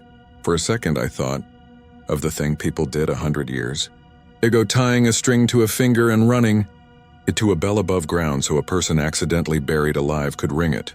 Dead ringer, my granddad called it. Except these were not one-offs. This was a system. Whoever Dr. A.M. Crane was, she wasn't improvising. She was set up to listen. She was set up to tie bells. My flashlight stuttered. I smacked it and it steadied. I leaned close to the board and put the stethoscope tips in my ears without thinking about how many ears had been in them before mine. Silence rushed in, the kind that has pressure in it like deep water. Then under that, something I first took for my pulse. Tap, tap, tap. I held my breath and the tapping kept to its own time. It wasn't steady. It was like someone feeling their way along a wall in the dark. Tap, tap, pause, tap, stop, I told myself. My mouth said it out loud in the basement. Put that down and go home. I listened for one more second. I heard a small, insistent slide. Not a tap, a slide. As if a ring were dragged along wood. The sound moved from the left stethoscope's tube to the middle and then to the right and then… You'll say I'm embellishing here. I heard a voice. Not talking. Not words. A breath or something like a breath pushing against the tube. The sound a person makes when they have to tell you something but their mouth won't shape it. I yanked the earpieces out so fast they snapped around my neck and stung me. I set them back on their hooks with a clack and took 2 steps back and kicked a box. Bells spilled out, a dozen little brass lungs rolling. From above, something soft fell. Not a heavy crash. A soft drag. Then another from a different direction. Then the bell on the reception window dinged by itself. A single muted note like a mitten again. I didn't run. I walked up the stairs quickly, because the part of your brain that knows when a dog is about to bite is the part that tells you that running is worse. In the waiting room, the bell was still. The sliding window was still. I looked down at the floor and saw on the linoleum under the window a faint smear like someone pressed a wet fingertip and dragged it in an arc. Not dirty, not greasy, just damp. I stepped outside. The air felt warmer, which made no sense because it was almost 4 in the morning. The eastern sky had that milkiness that means you'll be able to see your hands in 20 minutes.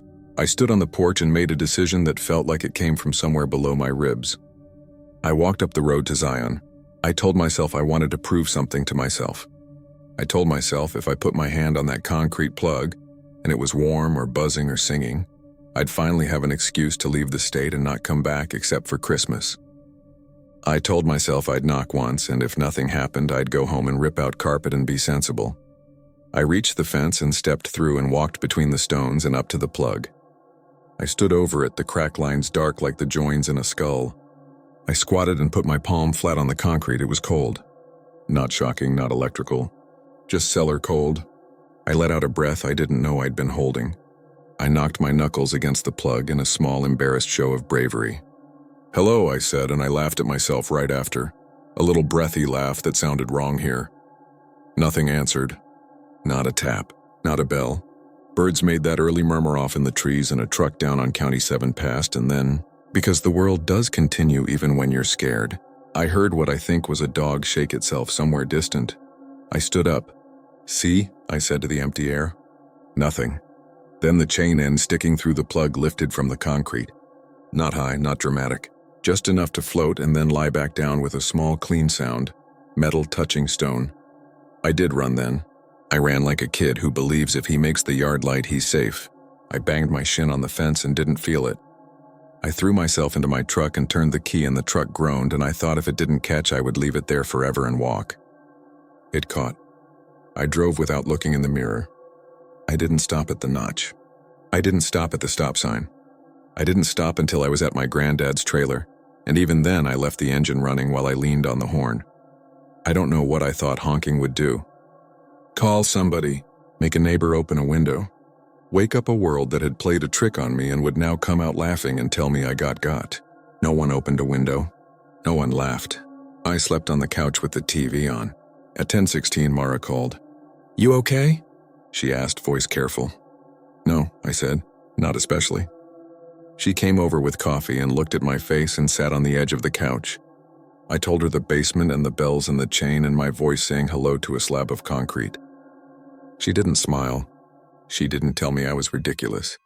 When I got to the part about the chain, she put her hand on my knee the way people do to anchor you to the room. When I was done, she asked me if I wanted to go to the clinic with her in daylight, just to make sure there wasn't some mechanical thing I'd misunderstood. I said no. She nodded like she expected that. Then she told me something I didn't expect. "My mom knew Dr. Crane," she said. A.M. Crane, Adeline. Mom was a candy striper at the clinic in the 70s. She said Dr. Crane was smart and brave and strange. There was a kid who fell into one of those sinkholes in the coal tailings and people were digging with bare hands. And Dr. Crane stood at the edge and listened with a stethoscope pressed to the ground, like she thought she could find him by listening to the earth. Mom said Dr. Crane didn't go to church and people gossiped. And then when the road washed out and they had to move some graves, it got worse. "Because of the chain," I said. Mara nodded. "Mom said Dr. Crane told the crew to put that one back. And then she came to the tavern that night and told the men to stay out of the cemetery after dark for a week. Just a week. She said she had to be sure of something. People thought she meant health codes or something to do with the flood. But then the first night the bells rang. What bells? I asked, even though I already knew the answer in my stomach. Mara made a circle with her finger. All of them, she said quietly. Every bell she'd ever set up. She held my eyes. Mom's words. She said you could hear them like rain. She said she never went back to the clinic after that. She said she saw Dr. Crane once more on the porch and the doctor looked so tired she was gray. A week later, Dr. Crane put a lock on the door and left a note on the plywood that said, "Do not listen." We didn't go back that day. Or the day after. Caleb called to ask if I still wanted to help, and I told him I pulled something in my leg.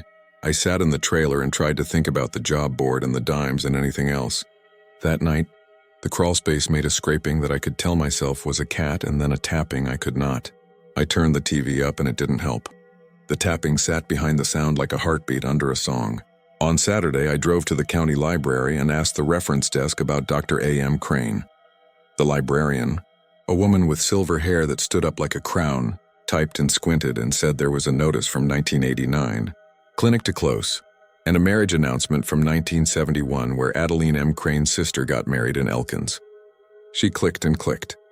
There's also a letter to the editor, she said finally, from Dr. Crane about proper handling of remains after a flood. She says that outgassing can cause coffins to move in water, and that chains were used historically to keep them anchored. She says scratch marks on a lid aren't evidence of anything. Not evidence of anything? I asked. She says animals and tool marks can cause scratches, the librarian said, not looking at me now. She says we should focus on the living. I thanked her and left. In the parking lot, I took the clipping from my wallet and looked at it again. The lid bore scratch marks. The town doctor ordered it reburied and sealed in concrete. No one's lived in Bell's Hollow since. I wish I could tell you that I went back and faced it, or that I broke the concrete cap and found a mother raccoon and 4 babies and felt stupid and relieved. I didn't. I moved boxes for my granddad's estate and I helped Mara carry in a bookshelf, and when Caleb asked if I was scared of basements now, I said yes, like a joke, and we laughed like a joke.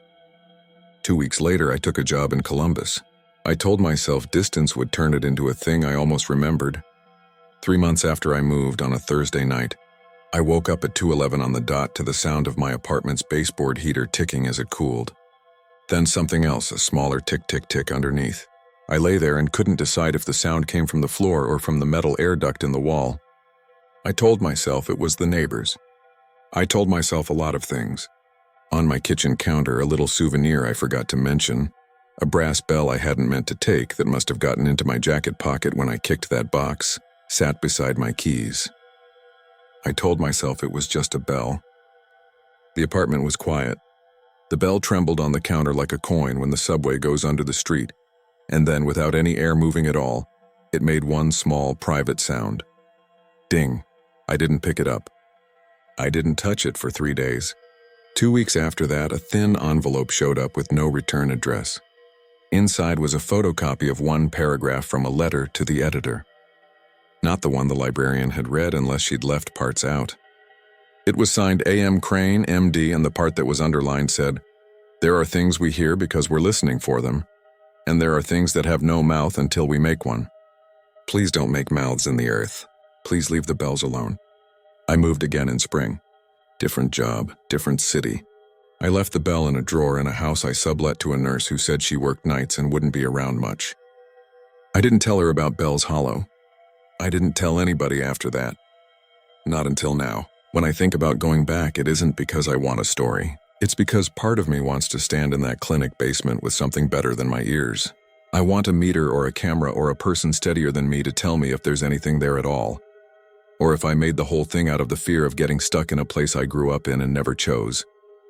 When I think about going back, I remember the feel of the chain lifting and settling like the quietest breath through teeth.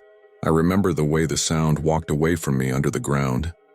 I remember that note on the plywood I never saw but can imagine in that careful hand, "Do not listen." I am listening now. I keep trying to stop. The problem is, once you've heard a sound, you can't unhear that shape. It's like learning a new word. You start hearing it everywhere. Last week in a hotel in Louisville, I woke at 3:26 to the HVAC knocking in the walls. I lay there and counted the knocks, and when I caught myself trying to count the spaces between them, I sat up and turned on the lamp and said out loud, in a calm voice like you'd use for a skittish dog, "I'm not answering." There was nothing left to answer anyway. If you go to Bell's Hollow, and I hope you don't, you'll find Mara's place painted now, and a chain-link fence around the old station, and maybe if you're nosy, a pried-up piece of plywood on the clinic's side window nailed back down. At the cemetery, the elm looks worse. Dr. Crane is buried somewhere else if she's even gone. People say lots of things. I'll tell you one thing that isn't a story. The concrete plug is starting to flake around the edges. It's just weather and freeze-thaw, I know. Concrete does that. It lifts and splits and turns to sand. I don't have a good ending for you. The world didn't tilt. A face didn't look up at me from the ground and smile. The bell didn't explode. I am alive and I work a job that bores me in a city that is not home. And sometimes when the radiator ticks in a quiet room, my hands open by themselves and wait for a string to be laid across them. If you have an urge to go there anyway, if the word bells makes something lean forward inside you like it did for me, do yourself one favor I didn't. Take nothing. Not a bell. Not a story you think you can cash in for a bar tab. Not even a photo. Leave your ears outside if you can. Walk where there's grass. Don't stand too long with your hand on anything that doesn't have sunlight on it.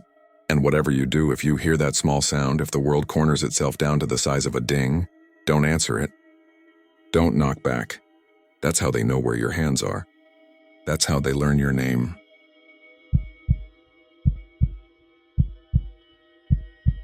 My name is Cody Merrill and I'm from Abilene, Texas. I haul freight for a living. It's not glamorous. I run groceries and farm equipment most weeks, and sometimes I get lucky with electronics that pay better. If you stick with the highways long enough, you learn where the bad coffee is, where the troopers sit with their lights off, and which towns feel wrong even when the sky is pretty and the map says there's nothing to worry about. This happened in late September, a couple years back, just before the weather turns and the desert nights get sharp. I had a run from Lubbock out to Bakersfield. My dispatcher, a guy named Kyle, told me to shave a couple hours by cutting through a place he called Coldwater Canyon, just north of a town named Coldwater in Arizona. He said it like it was a local shortcut. "You'll love it, Co. Pretty views. It's paved now. No big deal. I've got a buddy I sometimes convoy with on long stretches. His name is Marcus Boyd. We met at a truck stop off I-20 years ago, both dead on our feet, and he gave me half a cinnamon roll and said I looked like hell. We'd text routes to each other just so we had someone else somewhere nearby if there was a breakdown. I told Marcus about Kyle's shortcut. He'd never heard of it. He said he'd meet me in Winslow the next day and we'd decide then. The night before I took that turn, I was in Gallup at a motel next to a gas station with a busted ice machine and a cashier who could have been asleep with her eyes open. I mention this because that evening I heard a sound I didn't recognize. It was wind, at least I think it was, coming through the gap around the motel room AC unit. The noise wasn't a whistle like you'd expect. It was like a person humming one single note and not needing to breathe. I cut the unit off and the sound went away. When I turned it back on, the hum started again, a little higher like it was trying to match me. I slept badly. In the morning, Marcus texted, "Meet at 1 p.m. Winslow, I'm buying coffee." I told him I'd be there, then I called Kyle to ask for the exact turnoff for Coldwater Canyon. He sent me a dropped pin and told me to call once I was on the other side so he could log a pilot time for the shortcut with a big client. It felt like more than a favor. It felt like a sales pitch. Still, I was on a clock, and the Highway 40 signage said the detour would cut an hour at least. I figured I'd try the approach road, see if it looked decent, and if not, I'd turn back and take the long swing around. It was close to noon when I peeled off. The road was paved, like Kyle said, and new. The yellow lines were so bright they looked painted that morning. The landscape dropped open on both sides, the kind of wide that makes you feel small even if you're pulling a full-size rig. Somebody had bolted a handmade sign to a fence post just past the turn. Coldwater, 13.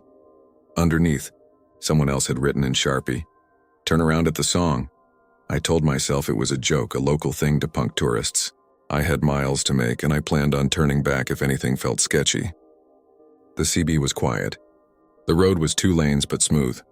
A hawk followed me for a while, floating over my lane like it wanted me to hurry up.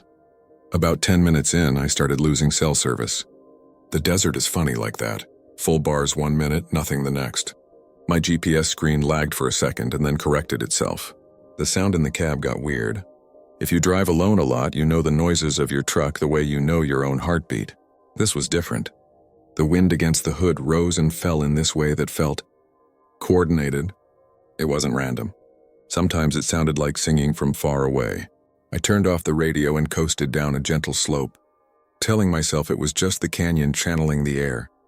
Around the next bend I saw it. A single stone off to the right of the road, half buried in the dirt turnout. Somebody had carved words into the face of it, haphazard but deep enough to cast shadows. I don't know why I pulled over. Maybe because it looked out of place.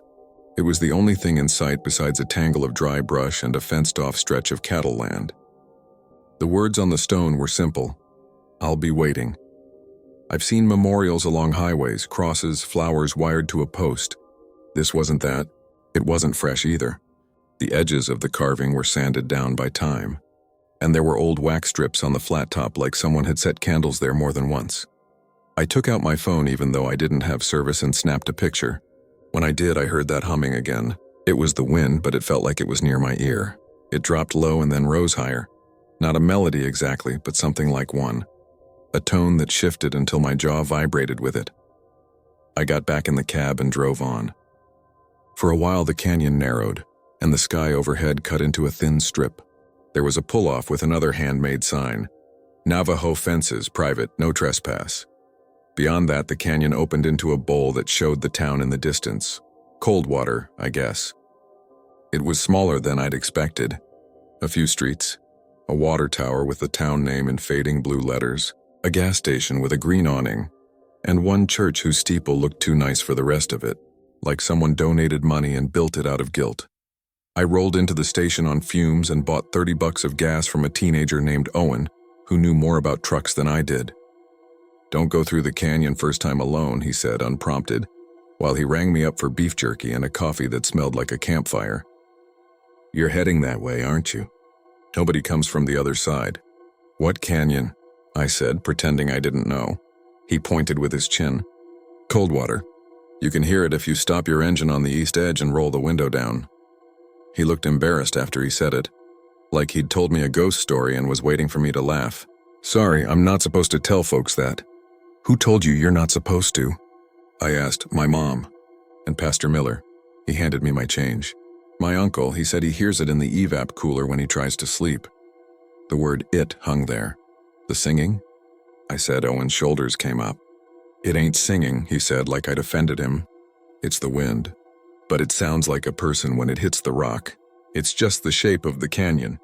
That's what he says. "What happened to your uncle?" I asked. He moved to Flagstaff." Owen shrugged. "Said he needed to be around trees again." I texted Marcus. "Coldwater looks like a postcard." "I'll be in Winslow by 2, promise." The text didn't send. My phone spun a little wheel and then gave up. I tried to call him anyway and got nothing but dead air. While I was pumping gas, something odd struck me. The town was quiet, but not in the normal small-town way. There was no distant dog barking, no engine rev, no screen door slam. Just the hum of my pump, and under that, like the pitch of the world had been raised half a step. It made my eyes water. I realized I was holding my breath without meaning to. On my way out, I asked Owen about the rock with the carving. "Which one?" he said. And then his face closed up when I told him the words. "We don't go near that," he said, all at once serious and older. "People stop. They leave stuff. At night, sometimes teenagers try to outstay each other there, but it's just dumb. Nobody hangs around the east side after dark." "Why not?" I asked. He looked like he was going to say something and then changed his mind. "You'll be late," he said. "If you're heading to Winslow, take the long road.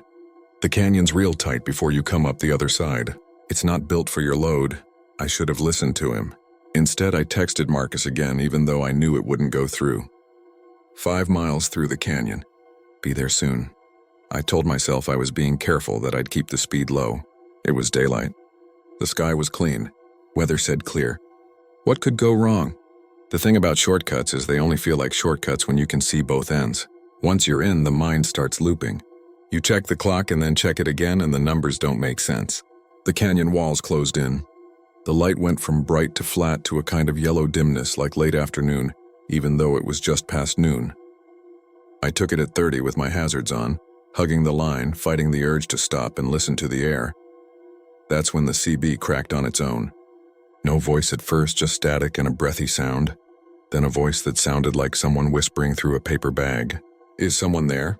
It said faint like a pocket dial from a long way off. "Can you?" And then nothing. It made my skin lift. I grabbed the mic and said, "You're breaking up, identify." Nothing. I repeated, "Identify." And then I heard the tone again, like the motel unit in Gallup, only bigger. It ran through the cab, through the steering column, into my forearms. Up ahead, the road dipped under a rock overhang. Somebody had painted a stripe of white on the stone, probably to keep tractors from clipping it.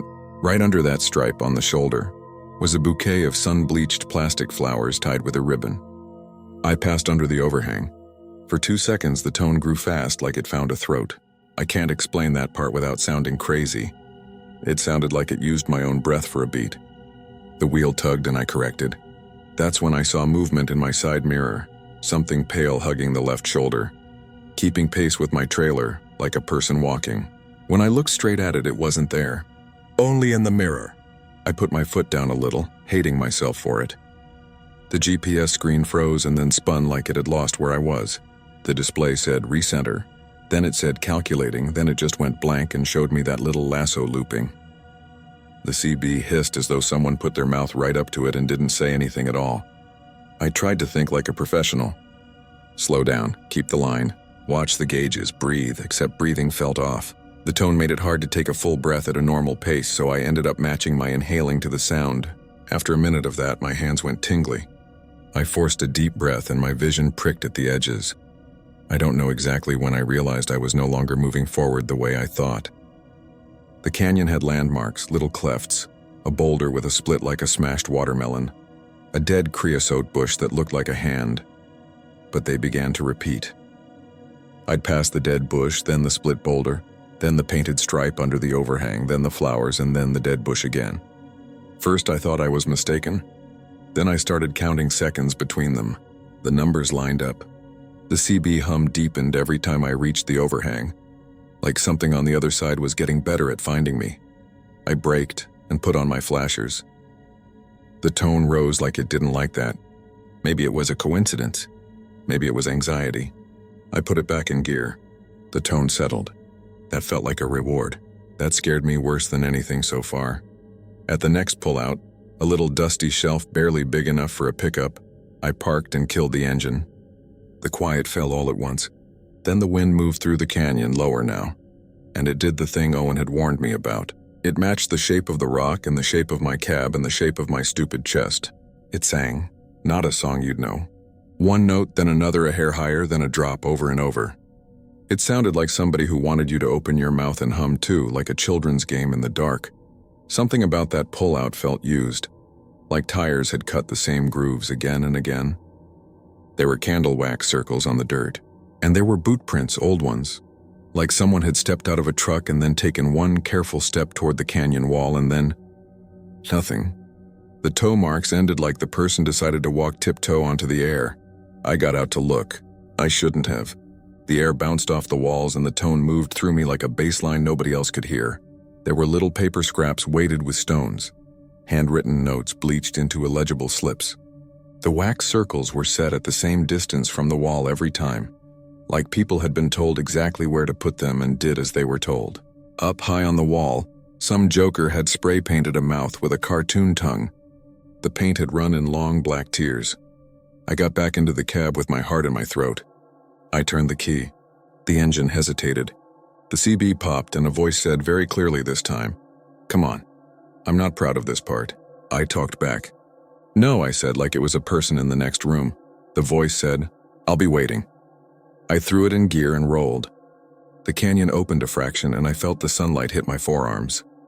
The GPS snapped awake and put my arrow back on an actual road. The CB went quiet. I told myself I'd imagined the words that the mind will fill in what it wants to hear. I told myself to keep moving and I'd be out soon. At the exit to the canyon, where the land finally softened and the scrub grew thicker and a line of telephone poles headed off over a rise, there was another stone. This one didn't have any words. It had a smooth top with wax strips, And around the base, people had pushed coins into the dust like you do at graves when you don't know what else to do. The tone fell off, replaced by the kind of silence you only notice when a noise stops after a long time. My phone got a bar of service back. 3 missed texts from Marcus popped in at once. 41 p.m. ETA 1:45. Charles to p.m. You good? Getting weird echo on your last call. 1:12 p.m. Cody, call me now. I called him. He picked up on the first ring. Where the hell are you? Just out of Coldwater Canyon, I said. Be in Winslow by 2. He was quiet for a second. Man, you're joking, right? No, why? Because I'm at the junction with Kyle's shortcut, he said. And his voice was careful, like he was trying not to spook me. State troopers here. They got a rig with hazard lights on. Headlights still on. Door hanging open. Been like that almost 2 days, they say. You telling me you just came out of there? I felt the chill start in my wrists and crawl up. Who's the driver? I asked, though I already knew the answer wasn't going to make me feel better. Plates in the system say Michael Ray from Phoenix, Marcus said. He didn't make his delivery. They pinged his unit and found it just inside the canyon. No sign of him, Marcus breathed out. And Cody? They say someone heard him on the CB asking for help. 2 days ago. I pulled off right there on the shoulder and sat with the hazards ticking. The sound they made, a little clicking metronome, felt mercifully human. Did you hear anything? Marcus asked me. Like a sound? I looked out over the desert. It was so wide I could almost forget the walls behind me. I heard wind, I said. I'm at the police tape now, Marcus said. There's a sheriff out here. Name's Hart. You want me to put him on? He's got questions. I didn't say anything for a second. Then I said, yeah, put him on. Sheriff Hart sounded like he'd been chewing ice. He asked my name, then where I entered. Then if I touched anything I shouldn't have. When I told him about the stone and the wax circles and the notes, he sighed. That rock has been there since before my mother was born, he said. My granddad told me his father remembered it. The saying on it's been painted over and carved back in a dozen times by a dozen hands. We try not to encourage folks. People like a story. What story? I asked. The story is whatever you bring with you, Hart said, and it sounded like he was reading off a note he didn't like. Most people get spooked. Some don't come out. They're in the same place when we go looking. Driver door open, lights on if it's after dark. No footprints beyond the shoulder. We've got 2 missing in the last 5 years. Maybe 3. Depends how you count the guy who left a note. He paused. You see anything out of place? Everything felt out of place, I said. And when I said it, I heard how it sounded. He didn't make fun of me. If you're on a clock, I'll let you go, he said. But if you happen to be around Coldwater by sunset, don't be. Do us that favor. And if you run into anything that seems like somebody asking you for help on the radio, don't answer. Not if you're in that cut. You're only hearing your own voice the wrong way. He gave the phone back to Marcus. Marcus said, I'll meet you in Winslow. We'll take the long way around. Dinner on me. We met at a diner that had photos of Route 66 on the walls and a waitress with fingernails that looked like little flags. I told Marcus everything I could without sounding crazy. He listened. Then he told me something that brought the hum back into the room even without wind. When Kyle told you to take that road, he said, he told me the same thing last month. I didn't go, but I looked it up. There's a forum where old-timers swap road stories. A guy on there says the Coldwater Cut is a pressure cooker, his words. Says the rocks make your radio do funny things. Says the stone with I'll be waiting used to have another line under it, but somebody knocked the whole base off. Marcus rubbed his hands on his jeans. The part that stuck with me was the people who didn't stop there for the stone. They stopped because their rig door popped open on its own. They swore the latch was good and it popped anyway. We didn't go back through there. We made our drops and the week moved on. If that was the end, maybe I wouldn't be telling this. But weird things travel with you sometimes, and wind doesn't always need rock to find a way to your ear. Back in Abilene, my apartment has an old swamp cooler in the window that I keep because I like the smell. The first night home, I slept like I hadn't in days. The second night, the cooler clicked on and the air came through with a soft high tone. I sat up in bed because it sounded like that motel in Gallup. I turned the unit off and off again. The tone kept going a second after the motor stopped, like it wasn't in the machine but in the room, moving around the baseboards. I turned on the TV to drown it out. The news was just sports. I clicked to the local channel, then back to silence again. The hum was still there, so thin you could almost make yourself ignore it if you wanted. I stood in the kitchen and poured water down the sink like that would do something. My phone buzzed. "Marcus, you home?" "Yeah," I wrote. "Thinking about that place," he called. "I can't shake it either. I had the radio on today and the DJ's voice dipped on one word like he dropped into a tunnel. My ears popped. It was nothing. I know it was nothing." But he stopped. "You hear anything strange at home?" "Just the cooler," I said. And a high note. "It's nothing, like you said. We didn't talk about it much after that. People don't want to hear about this stuff once it's over. It feels like you're asking them to carry your weight." The only time it came up again was 2 weeks later when Kyle called both of us on a group line, which he never does. "Y'all hear the news?" he asked, too casual. "They found that Phoenix driver's rig again. Same spot, headlights on, door open." "What do you mean, found it again?" I said, thinking he'd misspoken.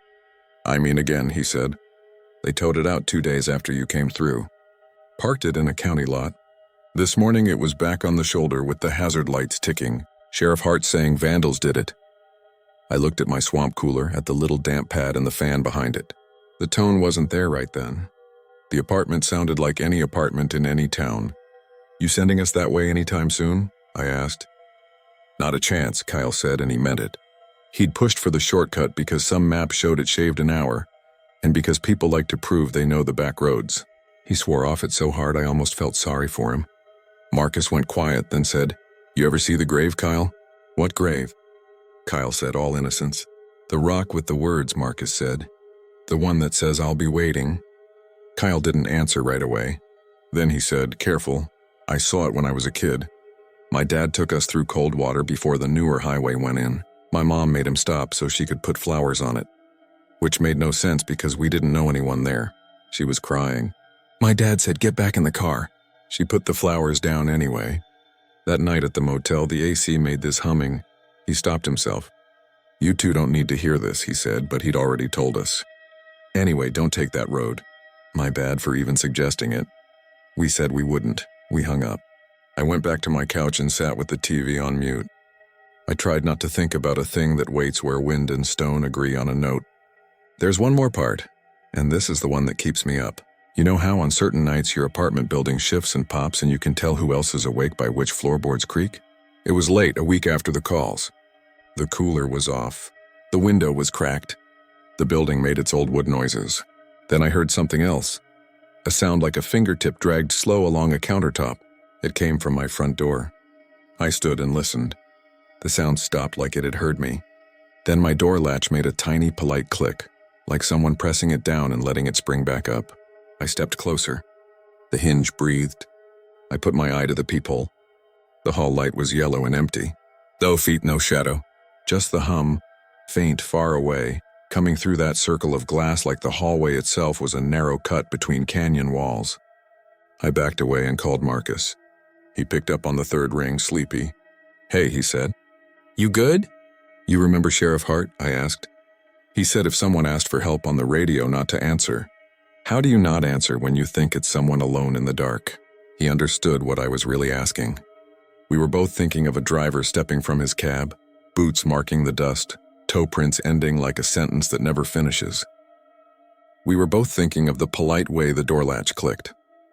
We were both thinking about what it means to be told "I'll be waiting," and then to be given all the time in the world to decide if you believe it. Marcus said, "Lock the deadbolt. Put on some music. Go to sleep." I did. I slept with the radio on low, tuned between stations so the static made its own soft blanket. It worked. The tone, if it was there, got lost in the noise. The next morning, there was a thin line of dust along the inside of my front door, as if air had pushed under it all night. I swept it up and told myself it was nothing. A week went by, then two. I keep waiting for some normal explanation. There probably is one. A trick of the canyon, a freak echo, an electrical glitch. You can layer those explanations until the whole thing looks like a boring highway story.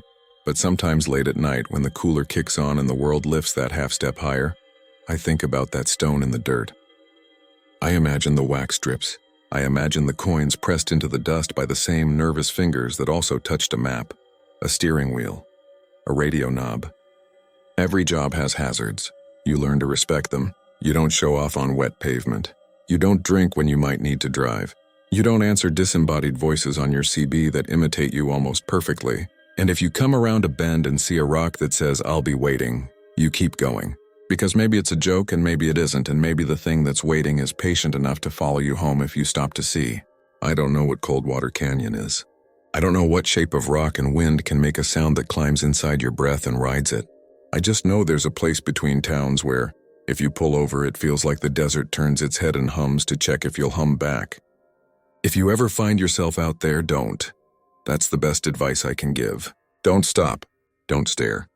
Don't talk to the wind. I tell you this like I'm telling it to myself.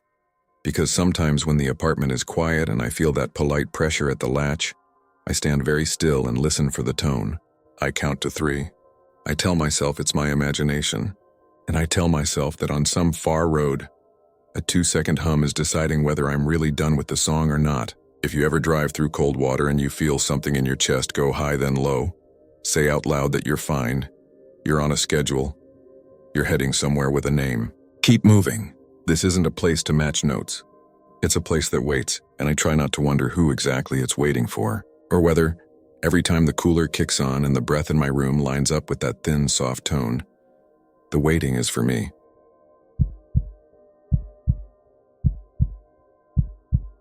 My name is Eric Donnelly, and I'm from Harmony Falls, Maine. If you've heard of it at all, it's probably because you turned off the highway in the summer to take pictures of the covered bridge, or because you got lost between Augusta and the coast, and your phone maps went dead.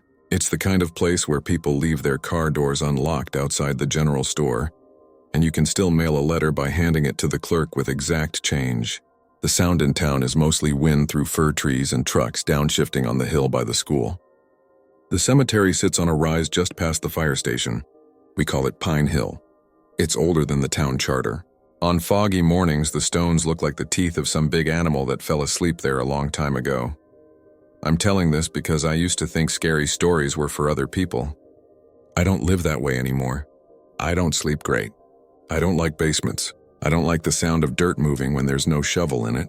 Last spring, the snow left fast. We had a warm rain in March that turned all the ditches into little rivers. The ground opened up in places. The road crew kept a backhoe parked by the bridge to push gravel where the shoulder was slumping. The cemetery lost 3 locust trees at the back fence. They went over in one night with the root balls up like torn umbrellas. My friend Caleb helps the town as a kind of everything guy. Plows in winter, mows in summer, digs graves when the funeral home calls. He asked if I'd give him a hand Saturday mornings until mud season ended. Extra money, and I owed him for borrowing his truck last fall and putting a dent in the bumper I still hadn't fixed. So that's how I was there on April 2nd, standing on Pine Hill with my boots sinking an inch into the wet grass and my breath in the cold air, looking at a headstone that shouldn't have been there. The stone was new. Not brand new. Maybe a year old, which in that cemetery made it stand out. Most of the markers are slate or marble, leaning from frost heaves, the names rounded off by rain. This stone was granite, dark and sharp-edged, with a smooth oval where a photograph would go if someone paid for that. There was a name I knew well enough, Harmony is small, and a birth date, October 29th, 1992. Under that, a dash. Then nothing. No death date, no little angel, no carved line like beloved daughter or forever in our hearts. Just a blank. I thought you weren't supposed to put them up until, I said, and trailed off because I didn't want to say the word with that stone right there. Caleb rubbed his neck. Family wanted the plot marked, he said. Pre-need. You know, pre-need sounds like marketing, but that's the term. Some folks plan ahead and buy the stone, get the name carved, leave the second date for later. It saves the kids some trouble. Usually you see it for older couples who already have a foot in both worlds. Not for a girl our age who was still working at the gas station out by the interstate. She's not dead, I said, in case the point needed speaking. She's not, he said. And she's the one who ordered it. Said it made her feel better to know where she was going to be someday. I knew who he meant now, even if I wasn't looking at the name. I'd seen her stocking coffee filters and windshield washer fluid in the cooler aisle, and saying hi to everyone like she'd grown up with them, because she had. A plain kind of pretty. Always wore this yellow knit hat even in the summer. Good tipper at the diner. She had a boyfriend with a neck tattoo of a crown who worked seasonal roofing. They were on and off so often the town Facebook page could have used a status just for them. What are we doing up here? I asked, because the funeral we were supposed to set the tent for was down the hill by the older plots. Caleb shifted his weight like he didn't want to answer. Then he lifted the tarpaulin from his shoulder and shook it out so it snapped. "Someone called the town office," he said.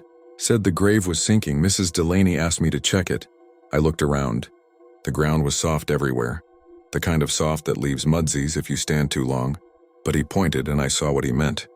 The rectangle of grass in front of the stone was lower than the ground around it, which can happen when a coffin collapses over time. Only there was no coffin supposed to be there. The plot was paid for but empty. It dipped at the center and caved toward one corner like a mattress with a broken spring. "Maybe a groundhog," I said. I didn't want to be the guy who spooked over nothing. "We'll see," he said, and pushed the spud bar into the corner where the ground had slumped. It went in easier than either of us liked. He worked it around, levering, until the turf at the corner peeled up like a flap of sod. There was dirt under it, darker than the topsoil, and then a little empty space, more than a groundhog would make. When I put my palm over it, I felt a thread of air coming up like the breath you feel at the mouth of a cave. "Smell," Caleb said. It didn't smell like rot or anything. It smelled like wet coins, like the under-sink cabinet when a pipe is sweating, cold enough to bite your fingers. We looked at each other. The cemetery was quiet except for the blue jays screaming at whatever blue jays scream at. The highway is far enough away that you only hear it on Sundays. The only other person up there that morning was an old guy named Ricky, who takes care of the trash barrels and the flags. He was down the hill, slinging a bag into the back of the town pickup and whistling. He didn't look up. Caleb set the tarpaulin aside, then dropped to his knees and widened the hole with his hands. He has big hands, fingernails like someone who works on engines. He cleared loose dirt until the hole was maybe 6 inches around. The air coming out got stronger. You could see the mist from your breath drift sideways to it like it wanted to go in. "I'm not sticking my arm down there," I said, even though he hadn't asked. He didn't laugh. He got up, went to the truck, and came back with a flashlight. He put the light to the hole and leaned down until his cheek was touching the grass like he was listening for a heartbeat. I stood over him and tried to pretend the feeling in my teeth wasn't from the cold air on them. "Jesus," he said, just like that, not loud. He sat back. He wiped his face with his sleeve in slow motion like he was thinking about something from very far away. "What?" I said, and it came out too sharp. He didn't answer. He angled the light and gestured. I went down and put my face where his had been, because that's what you do with your friends, and what I saw made all the small muscles in my back tighten at once. The hole went down through the dirt maybe a foot. Then there was a space the size of a bread box off at an angle. I could see one hard-packed wall and then a curve. The wall didn't look dug. It looked rubbed, smoothed. It had marks in it, little parallel lines 5 at a time over and over like something had tried to climb and slid. They were the size of fingers. A little wider than a woman's hand, a little narrower than mine. I sat up quick and got dirt in my mouth and had to spit. "Animal," I said like a reflex. "Maybe," he said. We didn't do anything for a minute. The cold breath from the little tunnel licked my wrist. I moved my hand away and then moved it back without meaning to. There was a pulse to it, not a rhythmic beat, just a faith that there was more of it coming. More air from somewhere deeper than Pine Hill. Ricky saw us up there and came over. He's in his 60s, one of those guys who has been old forever. He still wears the varsity jacket from the year the basketball team went to regionals. He quits chewing tobacco every January and starts again by Valentine's Day. "What have you got?" he said, and then saw and didn't finish. He squatted and his joints made a small popping noise, and he looked for a long time. He dropped a pebble in. We waited to hear it hit. We didn't. "You tell Delaney," he said to Caleb. "You tell her today." We did. Mrs. Delaney is the town clerk, and the one who has the cemetery records in a drawer behind her desk. She could tell you who's buried where and how they paid and who still owes for grass cutting going back to 1998.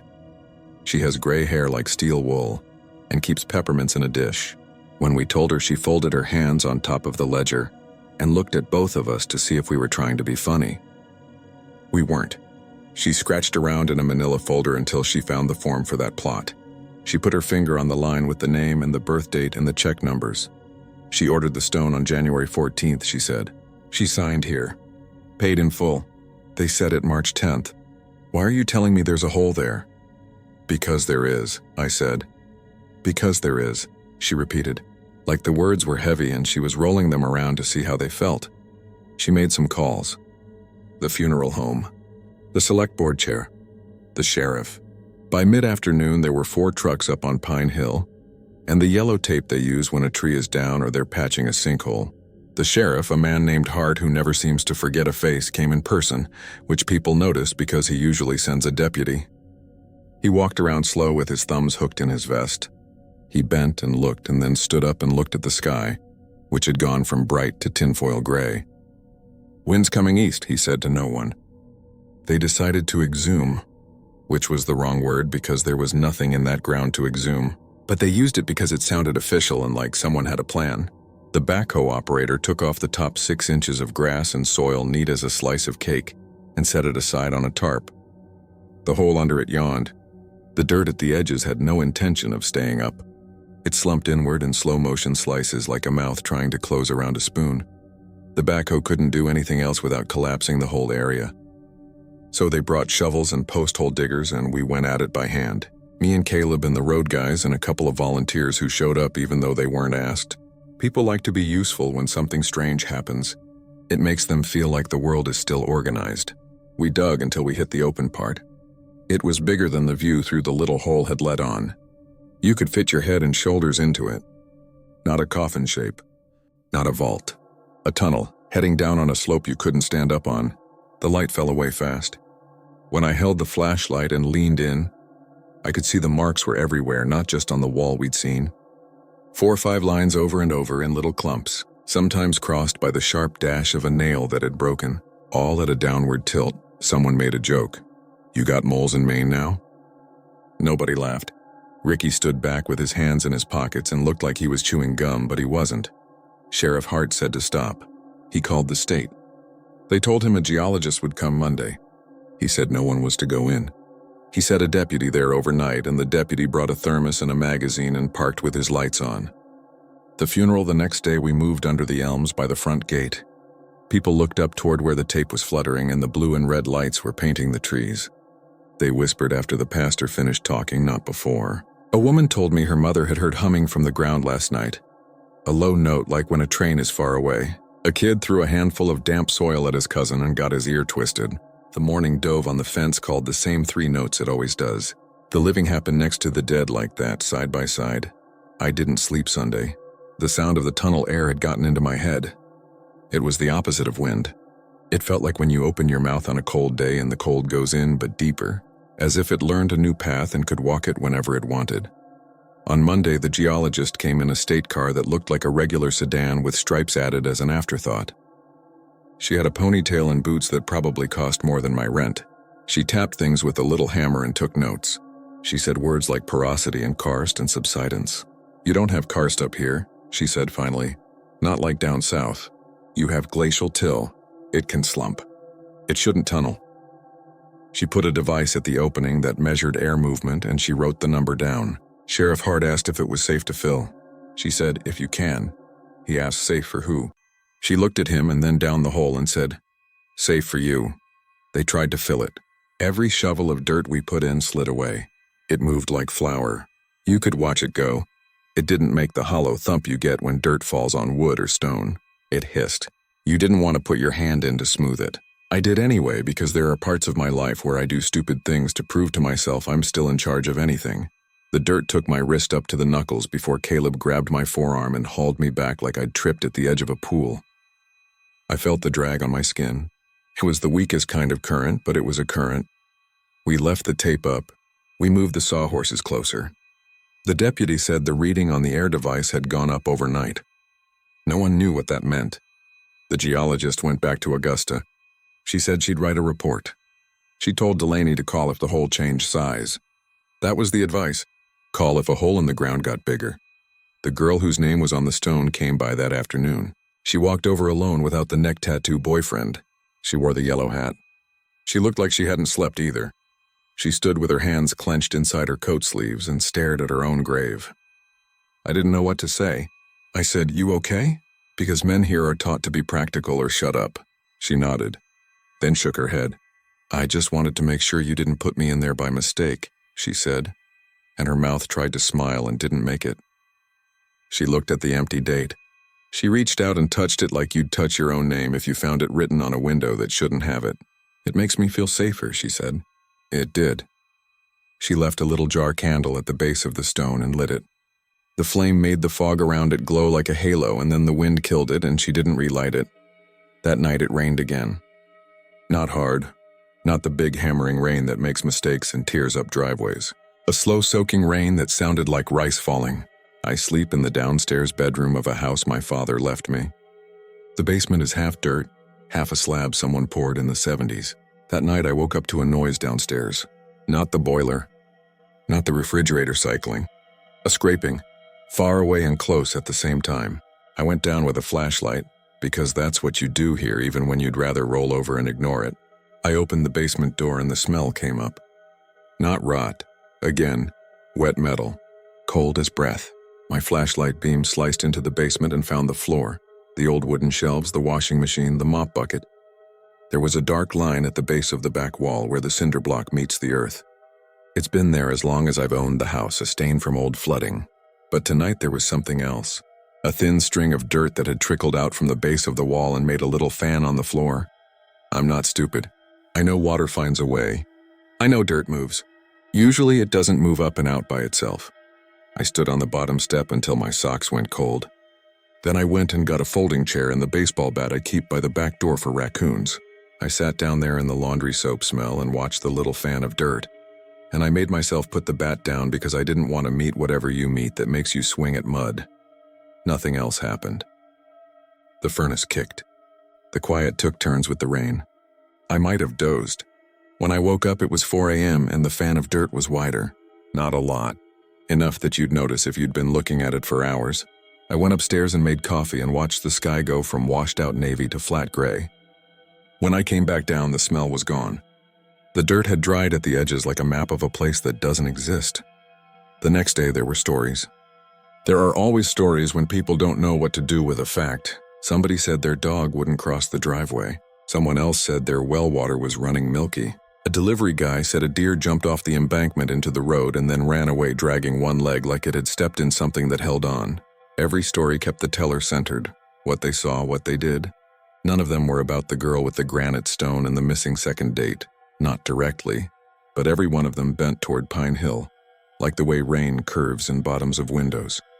Sheriff Hart put sawhorses in front of the cemetery gate after dark. He posted a sign that said closed due to hazard. You'd think something like that would keep people away. It drew them. On Wednesday, I went up to check the air meter because Hart had asked me to text him the number every morning at 7 and every evening at 7 in case he was someplace else. The number was a little higher than it had been yesterday morning. A couple from out of town had somehow heard and was up there taking pictures past the tape, calling it the Harmony Falls sinkhole like it was a roadside attraction. They had a drone. It made this mosquito buzz and dipped in the damp air like a bug that had had too much beer. They wanted to send it into the hole. I told them they could do what they wanted on that side of the tape, but if that thing crossed it, I was going to throw it in the back of the truck, and they could go to the sheriff and get it back from him. They left, but not before the woman put her hand on the granite stone like she was patting a friendly dog, and the way she did it made me feel weirdly protective. I'm not a protective person. I mind my own business. That night, the deputy on duty called something in on the radio and everybody who had a scanner heard it. He said he saw movement at the hole.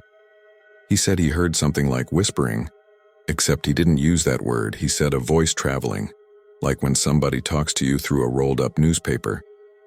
He said he thought someone might be down there. Hart told him to stay back.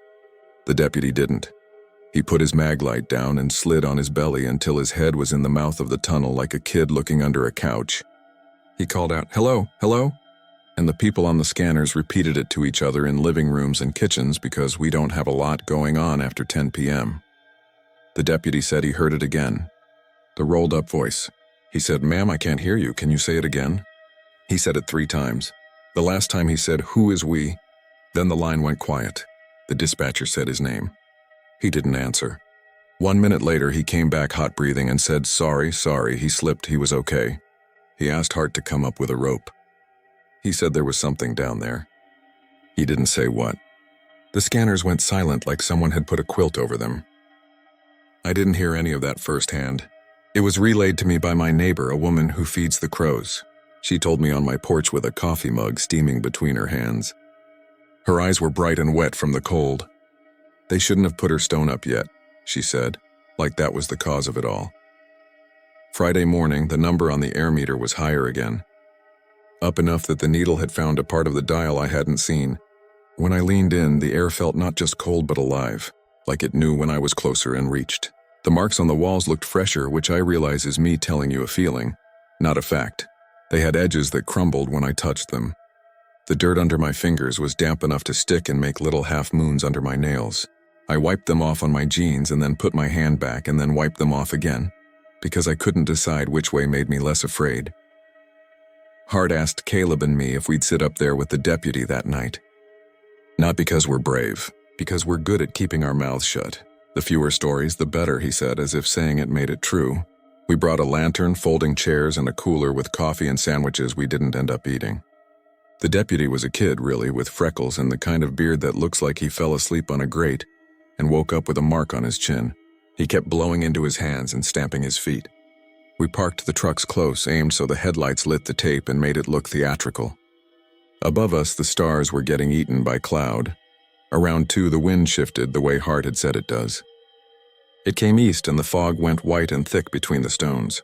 You could hear the interstate like a whispering river. The deputy said, "Hear that?" And we both said yes, even though we weren't sure we were hearing the same thing. Something was moving. Not close, not far. Like someone dragging a tote across a cellar floor in the next house over. That kind of regular soft clunk you can talk yourself into. We were not supposed to go to the edge. We did, no one said it out loud, but we did. The fog made it sound like we were underwater. The tape snapped and hiccuped against its own weight. The lantern made a circle that ended before the hole began. The air meter had its little arm up at an angle I didn't like. I got down with my knees on the tarp because that made it feel more like this was something we'd set up, and less like the earth. I felt the heat of my own breath bounce off the grass and bounce back. I put my face over the opening and the cold climbed into my sinuses like a hand. There are moments that if you tell them later, people nod and say sure and go back to their lives. Then there are moments that if you tell them, people look at your mouth and not your eyes and find a way to end the conversation. I'm trying to make this first kind. But I need you to understand what I heard was not a word and it was not an animal. It was a shape of sound that had the rhythm of a word but not the meaning. It moved from farther away to nearer, and when it was near it sounded like my own name said through a pipe. Not a whisper, a statement, not a question, not mean, not kind. It said it and I didn't say what. I said I'm here, because that's what you say when someone uses your name and you don't want to sound afraid. The deputy said, "Do you hear that?" And then he said my name too. Not because he'd heard it, but because he was following my lead. Caleb put his hand on my shoulder like he does when he wants me to back off a little without making a thing of it. I should have. Instead, I put the lantern closer to the hole and tried to angle it so the light went in. The flame made a little sucking noise like it wanted more air. The sound came again.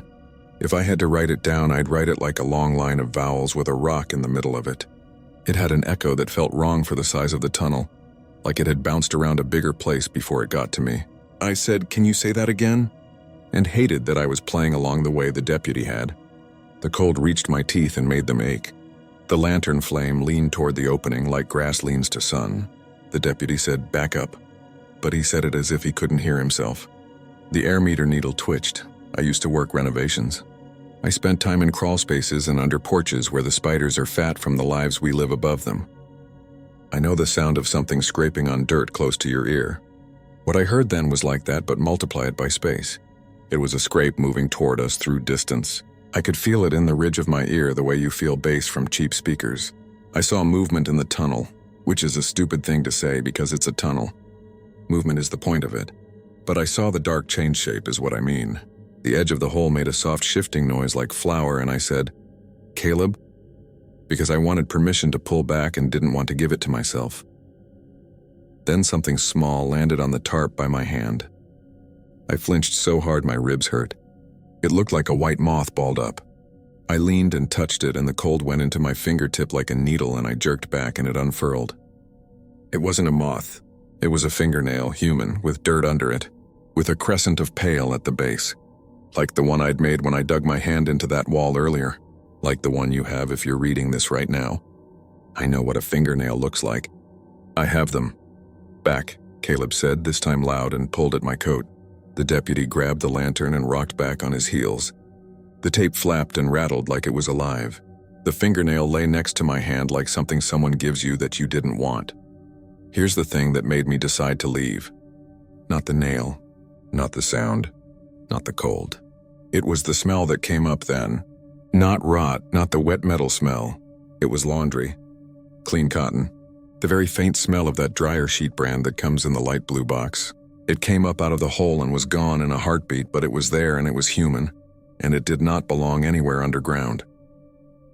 We backed away. The deputy's boot heel caught the tarp and he almost sat down but didn't. The lantern flickered. The air meter needle dipped and then went higher than I'd seen it. Hart would have said something official then. Like, "This site is closed." He wasn't there, we were. I picked up the fingernail by the edge with 2 fingers and put it in a sandwich bag, which is the dumbest thing I did all week, and also feels like the only sane one. I don't know why I did it. The deputy wanted to call it in. Caleb told him to wait until morning. He wasn't arguing with procedure.